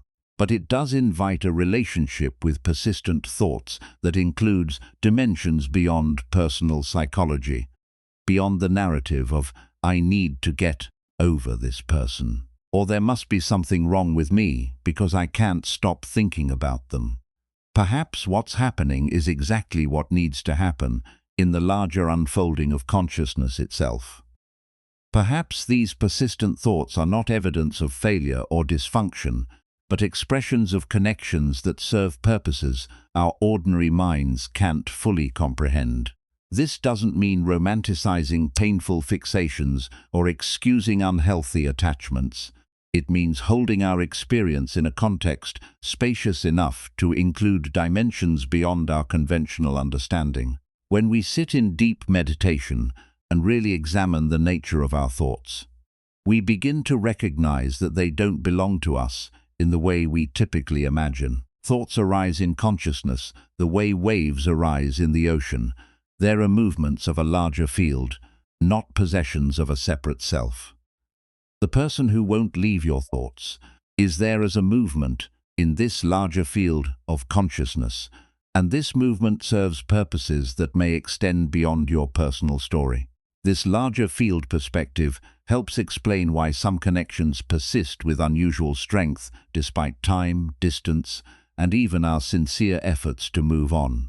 It's not just personal psychology at work, but patterns in the interconnected field of consciousness itself.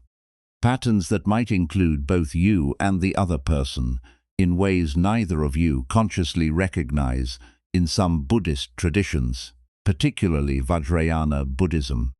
Practitioners work directly with these interconnections through visualization practices, where they imagine sending healing energy to others or receiving blessings from enlightened beings. These aren't treated as mere imagination, but as ways of working directly with the interconnected nature of consciousness. The boundaries between my mind and other minds are recognized as more fluid and permeable than our ordinary perception suggests. This doesn't mean you should imagine sending energy to the person who won't leave your thoughts, or visualize receiving something from them. Such practices could easily reinforce unhealthy fixation rather than genuine connection. But it does suggest that the Buddhist understanding of mind includes dimensions of connection that go beyond our conventional boundaries of separate selves. In the ultimate view, there's no solid boundary where my mind ends and your mind begins. Consciousness itself is fundamentally interconnected. The conventional boundaries we perceive between separate minds are useful for ordinary functioning, but they don't represent the deepest truth about the nature of awareness. Someone who won't leave your thoughts might be revealing something about this deeper interconnectedness. This interconnected view doesn't replace the psychological understanding we've been exploring throughout this teaching. Rather, it adds another dimension to it, suggesting that persistent thoughts about someone might be meaningful not just in terms of your personal psychology, but in terms of patterns in the larger field of consciousness that includes both you and them.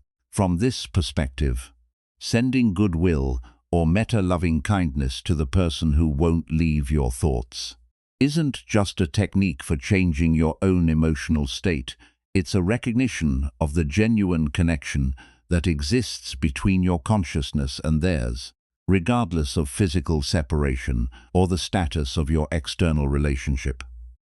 When you practice sending loving kindness to someone who occupies your thoughts, you're working directly with the reality of interconnection. You're acknowledging that at the level of consciousness itself, there is no solid separation between you and them. This doesn't mean you need to reconnect in ordinary ways. If the relationship was unhealthy, it means you're recognizing the deeper reality that transcends the conventional boundaries of separate selves. This practice isn't about romanticizing difficult relationships or excusing harmful behavior. It's about relating to persistent thoughts from the perspective of fundamental interconnection rather than isolated individual psychology. From this view, your thoughts of someone aren't just your private mental content. They are movements in a shared field of consciousness that includes both you and them. This understanding provides another approach to working with persistent thoughts, not replacing the practices we've explored, but adding another dimension to them. Instead of seeing these thoughts as solely your personal psychological material to work through, you might relate to them as expressions of connections in consciousness that serve purposes beyond your personal narrative. When you sit in meditation and notice thoughts of this person arising, you can recognize them not just as your thoughts, but as movements in the interconnected field of consciousness. This recognition itself brings a kind of spaciousness that can ease the sense of a personal burden or struggle with these thoughts. They're not just yours to deal with, they're expressions of connections in the larger field that includes both you and them. This spaciousness doesn't mean avoiding responsibility for your own mind. All the practices of mindfulness, clear seeing, and compassionate presence remain essential, but it does mean holding your experience in a larger context that includes dimensions beyond personal psychology. The person who won't leave your thoughts might be there, not just because of your unresolved emotions or attachments, but because something in the interconnected field of consciousness wants this connection to remain active in some form. From this perspective, even the most difficult, persistent thoughts can be held in a context of meaning rather than just personal struggle. They become not just obstacles to overcome, but expressions of deeper patterns in consciousness itself. Patterns that might be serving purposes your ordinary mind can't fully comprehend. When someone continues to occupy your thoughts, despite your sincere efforts to move on, sometimes the most helpful approach is to recognize that there's more happening than just your personal psychology at work. There are patterns and purposes in the interconnected field of consciousness that include both you and them. And these patterns might be expressing themselves through your persistent thoughts. This recognition doesn't solve the practical challenge of working with difficult thoughts, but it does place that challenge in a larger context that can ease the sense of personal burden or failure. You're not just struggling with your own stubborn psychology, you're participating in movements of consciousness that extend beyond your individual self. From this larger perspective, the Buddhist practices we've been exploring take on additional significance. Mindfulness becomes not just a way of working with your own difficult thoughts, but a way of relating to the interconnected field of consciousness with clarity and presence. Compassion becomes not just a skillful response to your own suffering, but a recognition of the shared nature of consciousness that includes both you and the person in your thoughts. The practice of non-identification, recognizing that you are not your thoughts, extends to recognizing that thoughts themselves don't belong to anyone in the way we typically imagine. They are movements in consciousness, arising from countless conditions and causes, many of which extend beyond what we conventionally identify as our personal history or psychology. When we really examine the origins of any thought, including persistent thoughts about someone, we find that it doesn't come from a solid, separate self. It arises from countless conditions, not just your personal history with this person, but patterns of human attachment formed over evolutionary time, cultural shapes of relationship embedded in language and story, and movements in the interconnected field of consciousness that includes both you and them. Seeing this doesn't make the thought disappear, but it does transform your relationship with it. When you practice sending loving kindness to someone who occupies your thoughts, you're working directly with the reality of interconnection. You're acknowledging that at the level of consciousness itself, there is no solid separation between you and them. This practice can transform not just your own relationship with difficult thoughts, but the quality of the interconnection itself. This transformation doesn't depend on the other person's awareness or participation.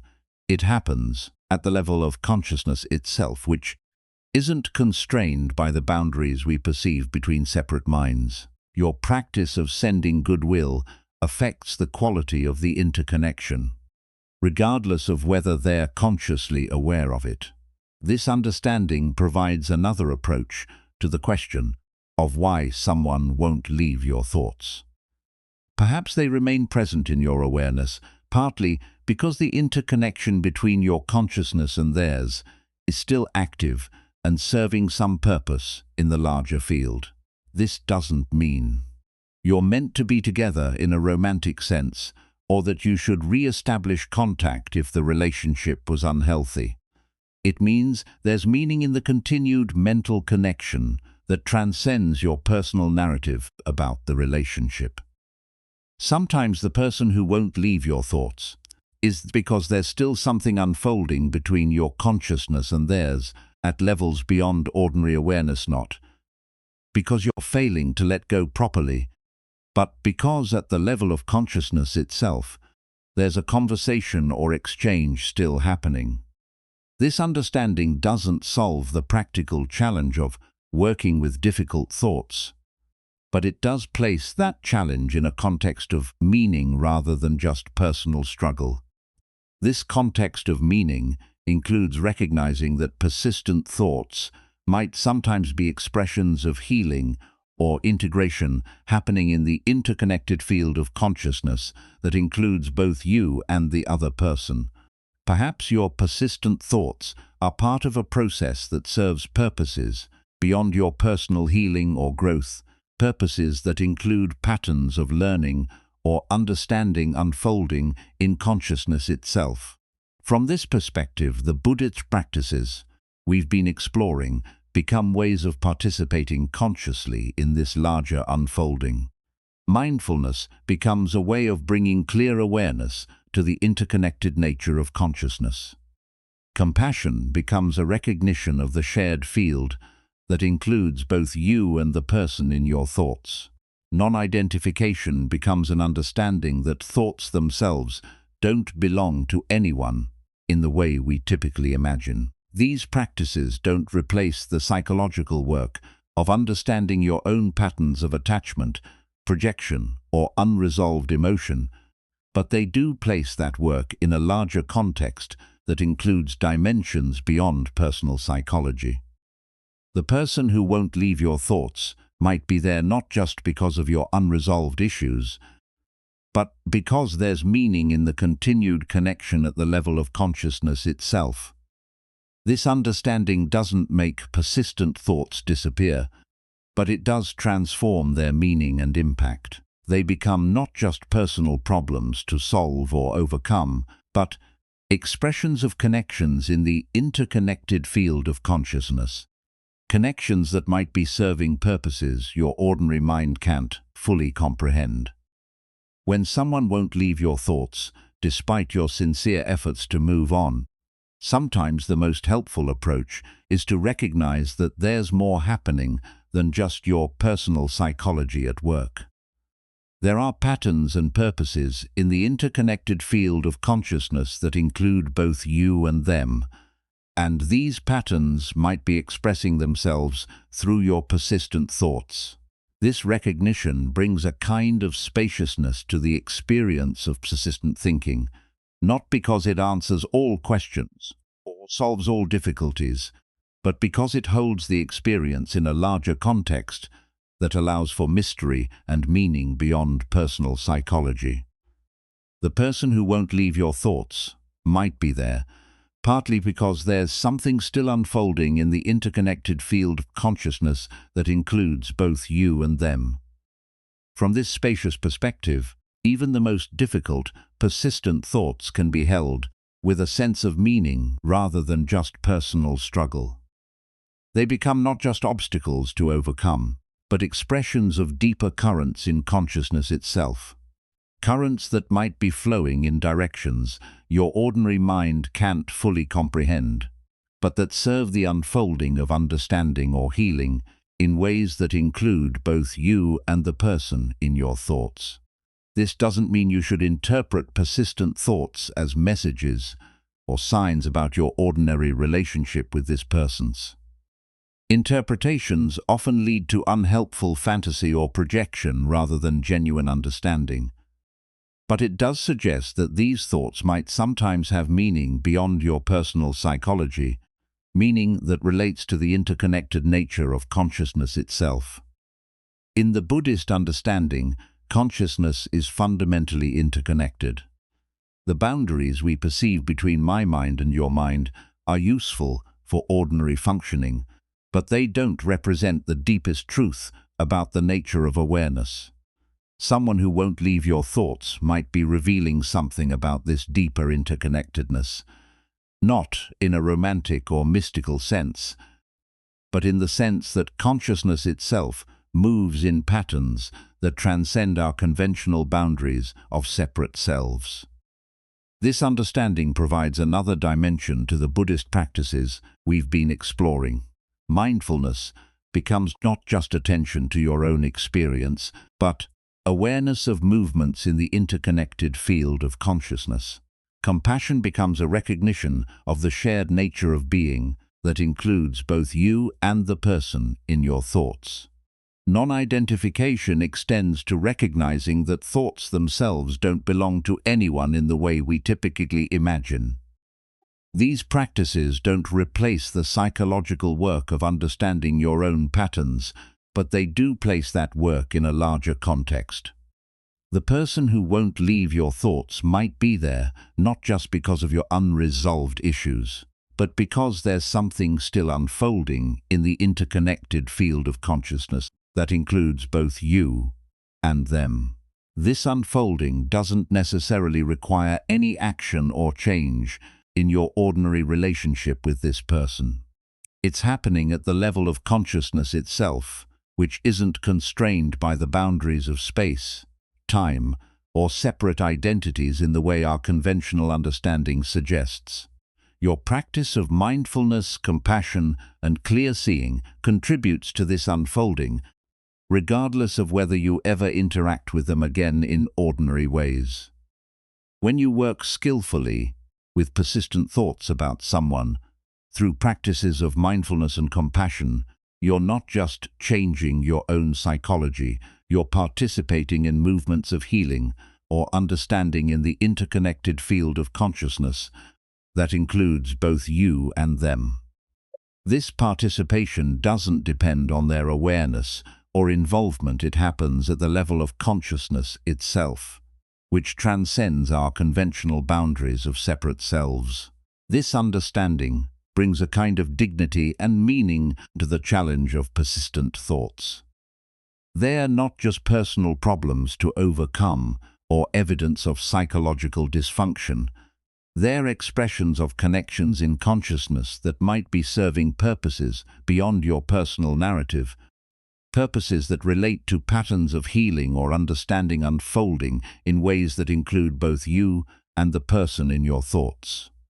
From this perspective, someone who won't leave your thoughts might sometimes be there, not because you're failing to let go properly, but because there's still something unfolding between your consciousness and theirs, at levels beyond ordinary awareness, not in a romantic or mystical sense, but in the sense that consciousness itself moves in patterns that transcend our conventional understanding of separate minds.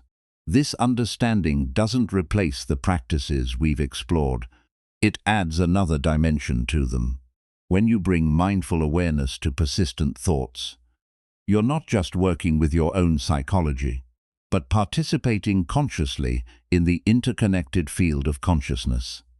When you send compassion to the person who won't leave your thoughts, you're not just changing your own emotional state, but contributing to the quality of the interconnection itself. These practices become ways of relating wisely to the reality of interconnection, not just techniques for managing your own difficult thoughts.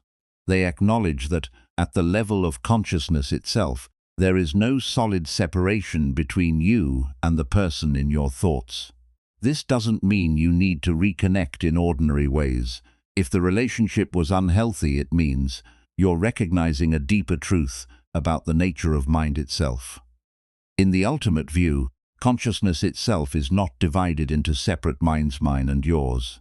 It's a continuous, interconnected field in which patterns of connection and communication occur in ways that transcend our conventional understanding. The person who won't leave your thoughts might be there, partly because there are patterns in this field that include both you and them, patterns that might be serving purposes your ordinary mind can't fully comprehend. This perspective doesn't diminish your responsibility for working skillfully with your own mind. All the practices of mindfulness, clear seeing, and compassionate presence remain essential, but it does place that work in a larger context that includes dimensions beyond personal psychology. The person who won't leave your thoughts might be there not just because of your unresolved emotions or attachments, but because something in the interconnected field of consciousness wants this connection to remain active in some form. From this spacious perspective, even the most difficult, persistent thoughts can be held with a sense of meaning rather than just personal struggle. They become not just obstacles to overcome, but expressions of deeper currents in consciousness itself. Currents that might be flowing in directions that serve the unfolding of understanding or healing, in ways that include both you and the person in your thoughts. The mind is like the sky, and thoughts are like clouds. No matter how dark or stormy the clouds, they don't stain the sky when they pass, and they always pass. The sky remains as vast and clear as ever. In the same way, thoughts about someone may move through your awareness, sometimes heavy and dark, other times light and wispy, but they don't define or diminish the awareness itself. Recognizing yourself as this sky-like awareness, rather than as the passing weather of thoughts, is the heart of Buddhist practice. It's not a conceptual understanding, but a direct experience that becomes increasingly accessible through consistent practice. Each time you notice yourself caught in thoughts and return to awareness, you're remembering your true nature beyond all mental constructions. This remembering doesn't happen once and for all. It's continuous process of forgetting and remembering, getting lost in thoughts and waking up from their spell, identifying with mental stories and recognizing the awareness that holds all stories. This is the practice. Not achieving some perfect state of thought-free consciousness, but cultivating the capacity to return to awareness again and again, regardless of what thoughts are present. The path is not about reaching a destination where certain thoughts never arise. It's about developing the capacity to meet whatever arises with clear, compassionate awareness. This capacity is always available, even in the midst of the most persistent thinking. It's not something you have to create or achieve. It's your natural state beneath the surface of mental activity. This natural state is what Buddhism points to as our birthright.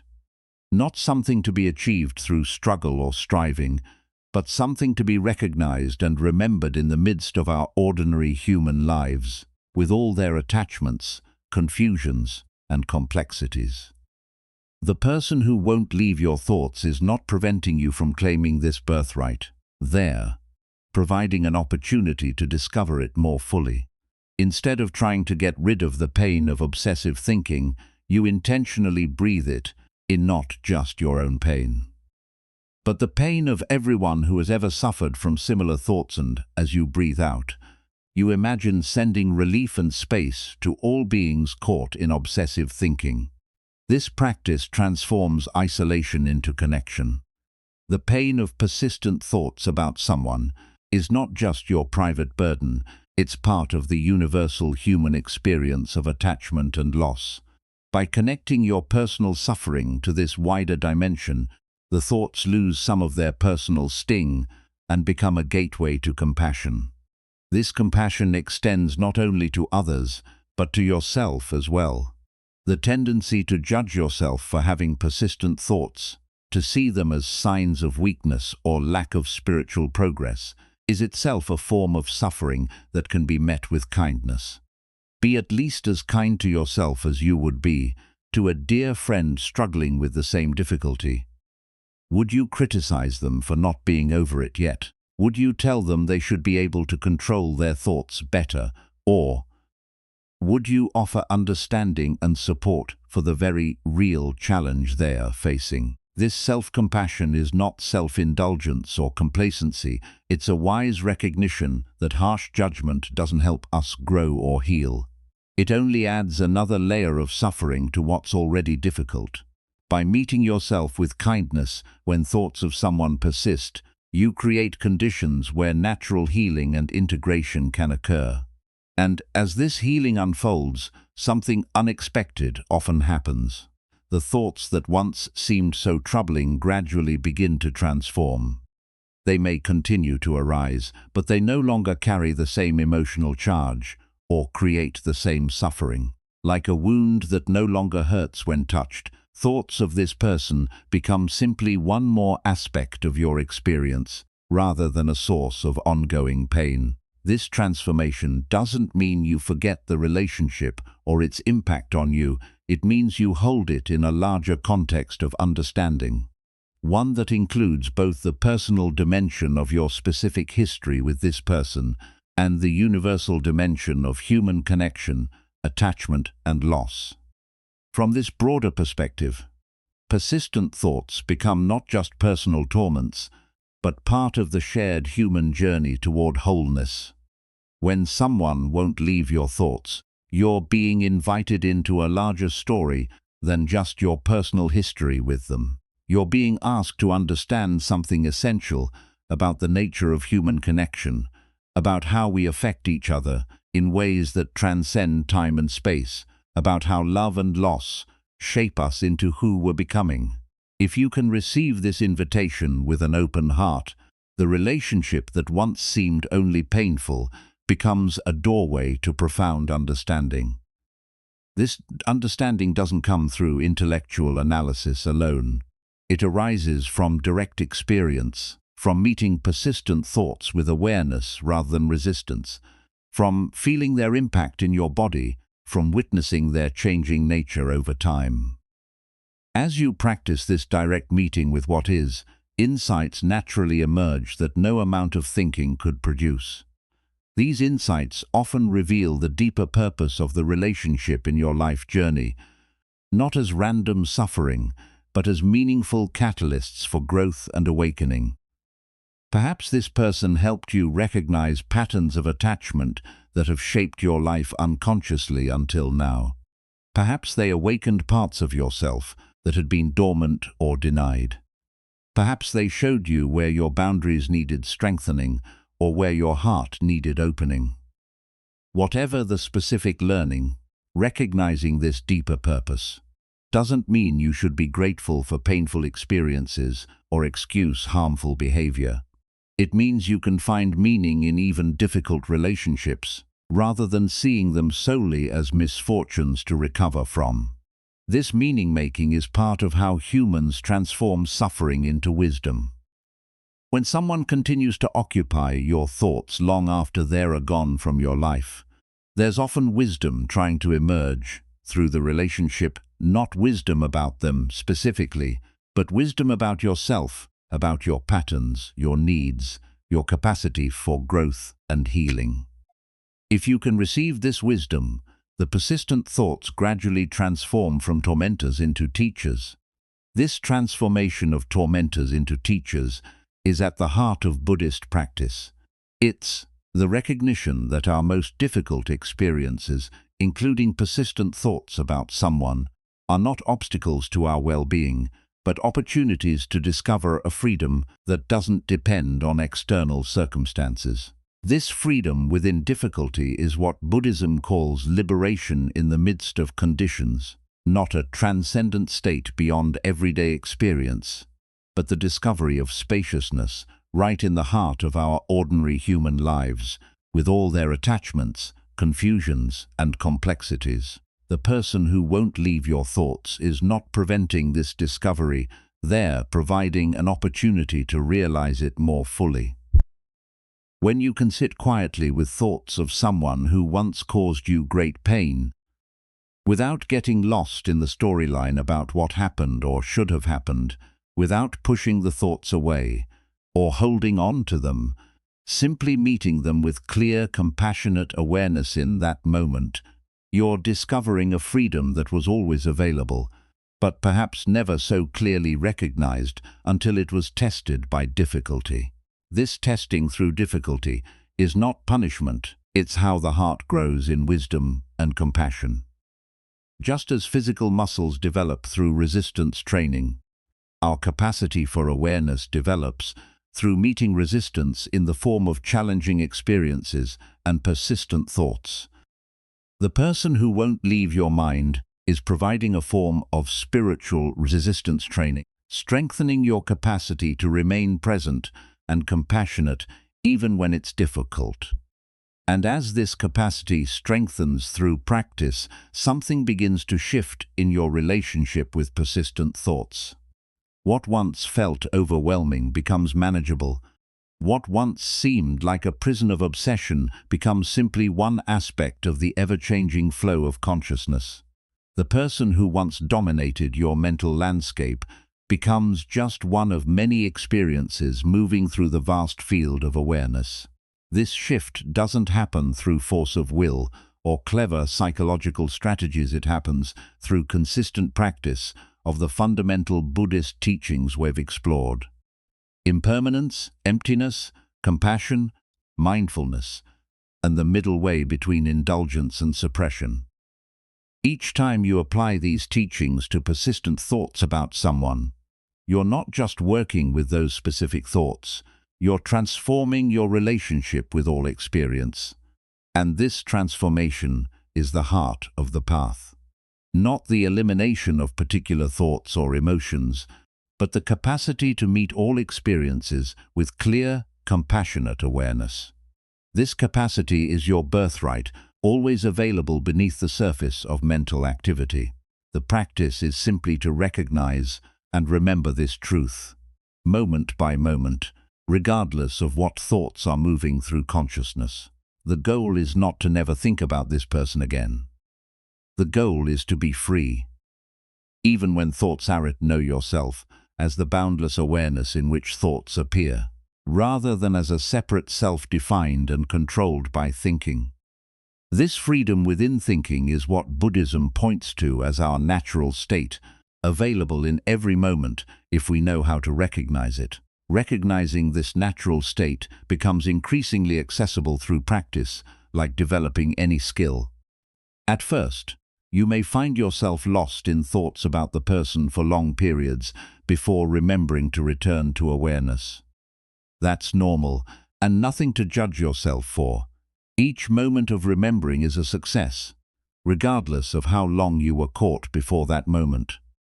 As the practice deepens, you'll likely notice that you catch yourself more quickly when lost in thoughts, and that the quality of your response becomes more compassionate and less judgmental. You may also notice that thoughts about the person begin to arise less frequently or with less emotional charge. But these changes are side effects of the practice, not its primary goal. The primary goal is the recognition of your true nature as awareness itself, the vast open space in which all experiences arise and pass like clouds in the sky. This recognition doesn't make unwanted thoughts disappear, but it transforms their meaning and impact.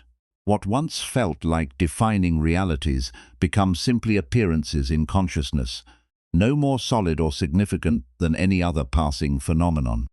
And as this perspective deepens through practice, the thoughts that once seemed so persistent and troubling often begin to loosen their grip, naturally, without any effort to eliminate them, not because you've forced them out of mind, but because you've stopped feeding them with the energy of identification and resistance. Like a fire that naturally dies down when no longer fueled, thoughts about this person gradually become less compelling when no longer fed by your struggle against them.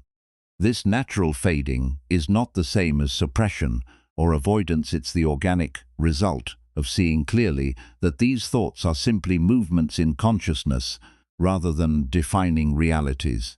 When you no longer treat them as problems to be solved or enemies to be vanquished, they gradually lose their power to disturb your peace. What you fight, you strengthen; what you resist, persists; what you meet with awareness, transforms. When you stop fighting persistent thoughts and instead meet them with clear, compassionate awareness, they gradually transform from apparent enemies into allies on the path of awakening. This transformation doesn't happen overnight, especially with deeply conditioned thought patterns about significant relationships. Buddhist practice emphasizes patience and persistence, qualities that become themselves objects of cultivation.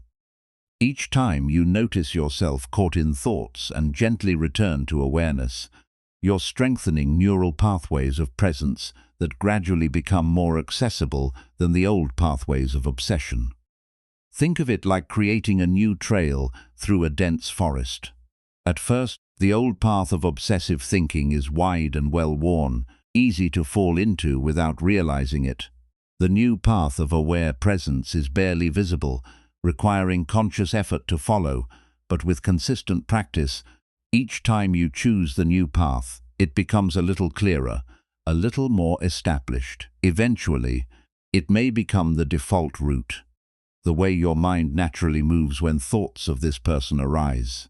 This process embodies what Buddhism calls bhavana, or cultivation, the gradual development of beneficial qualities and habits of mind through intentional practice. Rather than expecting instant results or beating yourself up when old patterns re-emerge, you recognize that transformation is a gradual process, like growing a garden from seeds. When planting a garden, you don't dig up the seeds every day to see if they're growing yet. You create the right conditions: good soil, adequate water and sunlight, protection from extreme conditions, and then trust the natural process of growth. Working with persistent thoughts is similar.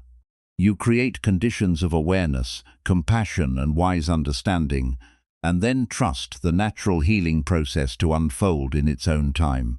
This trust in the natural healing process is itself a form of practice. Rather than trying to force unwanted thoughts out of mind through sheer willpower, you create conditions where healing and integration can occur organically. These conditions include regular meditation practice, mindful awareness in daily life, the cultivation of compassion for yourself and others, and a deepening understanding of the impermanent, interdependent nature of all phenomena. As you create these conditions consistently, the relationship with persistent thoughts gradually transforms. What once felt like an invasion becomes an invitation. What once seemed like an obstacle becomes an opportunity.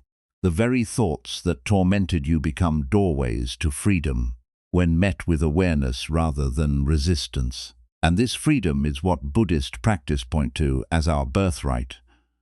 Not something to be achieved through struggle or striving, but something to be recognized and remembered in the midst of our ordinary human lives, with all their attachments, confusions, and complexities. The person who won't leave your thoughts is not preventing you from claiming this birthright there, providing an opportunity to discover it more fully. So now it's your turn. Which teaching from these ancient Buddhist wisdom traditions speaks most directly to your heart? Which insight feels like the one you needed most right now in your own journey with persistent thoughts? Leave a comment below and share your voice, because wisdom grows deeper when it's held together, and your story could be exactly what someone else needs to hear today. And if you want to keep walking this path of inner freedom together, make sure you subscribe to Moonmind Temple and turn on notifications, because this journey of awakening is just beginning. The next teaching might be the one that shifts everything for you, that helps you see your persistent thoughts in a completely new light. Remember, the person who won't leave your head isn't there by accident. They're carrying a message meant specifically for you, a teaching that can transform your suffering into wisdom if you know how to listen. And that wisdom doesn't just free you from obsessive thinking, it reveals the fundamental freedom that has been your true nature all along. A freedom no thought can ever disturb or diminish. Thank you on this journey into the ancient wisdom that makes persistent thoughts not problems to eliminate, but doorways to a deeper understanding of yourself and reality. Until next time, may you meet each thought with the clear, compassionate awareness that is your birthright, and may you discover the freedom that has never been absent, only temporarily forgotten.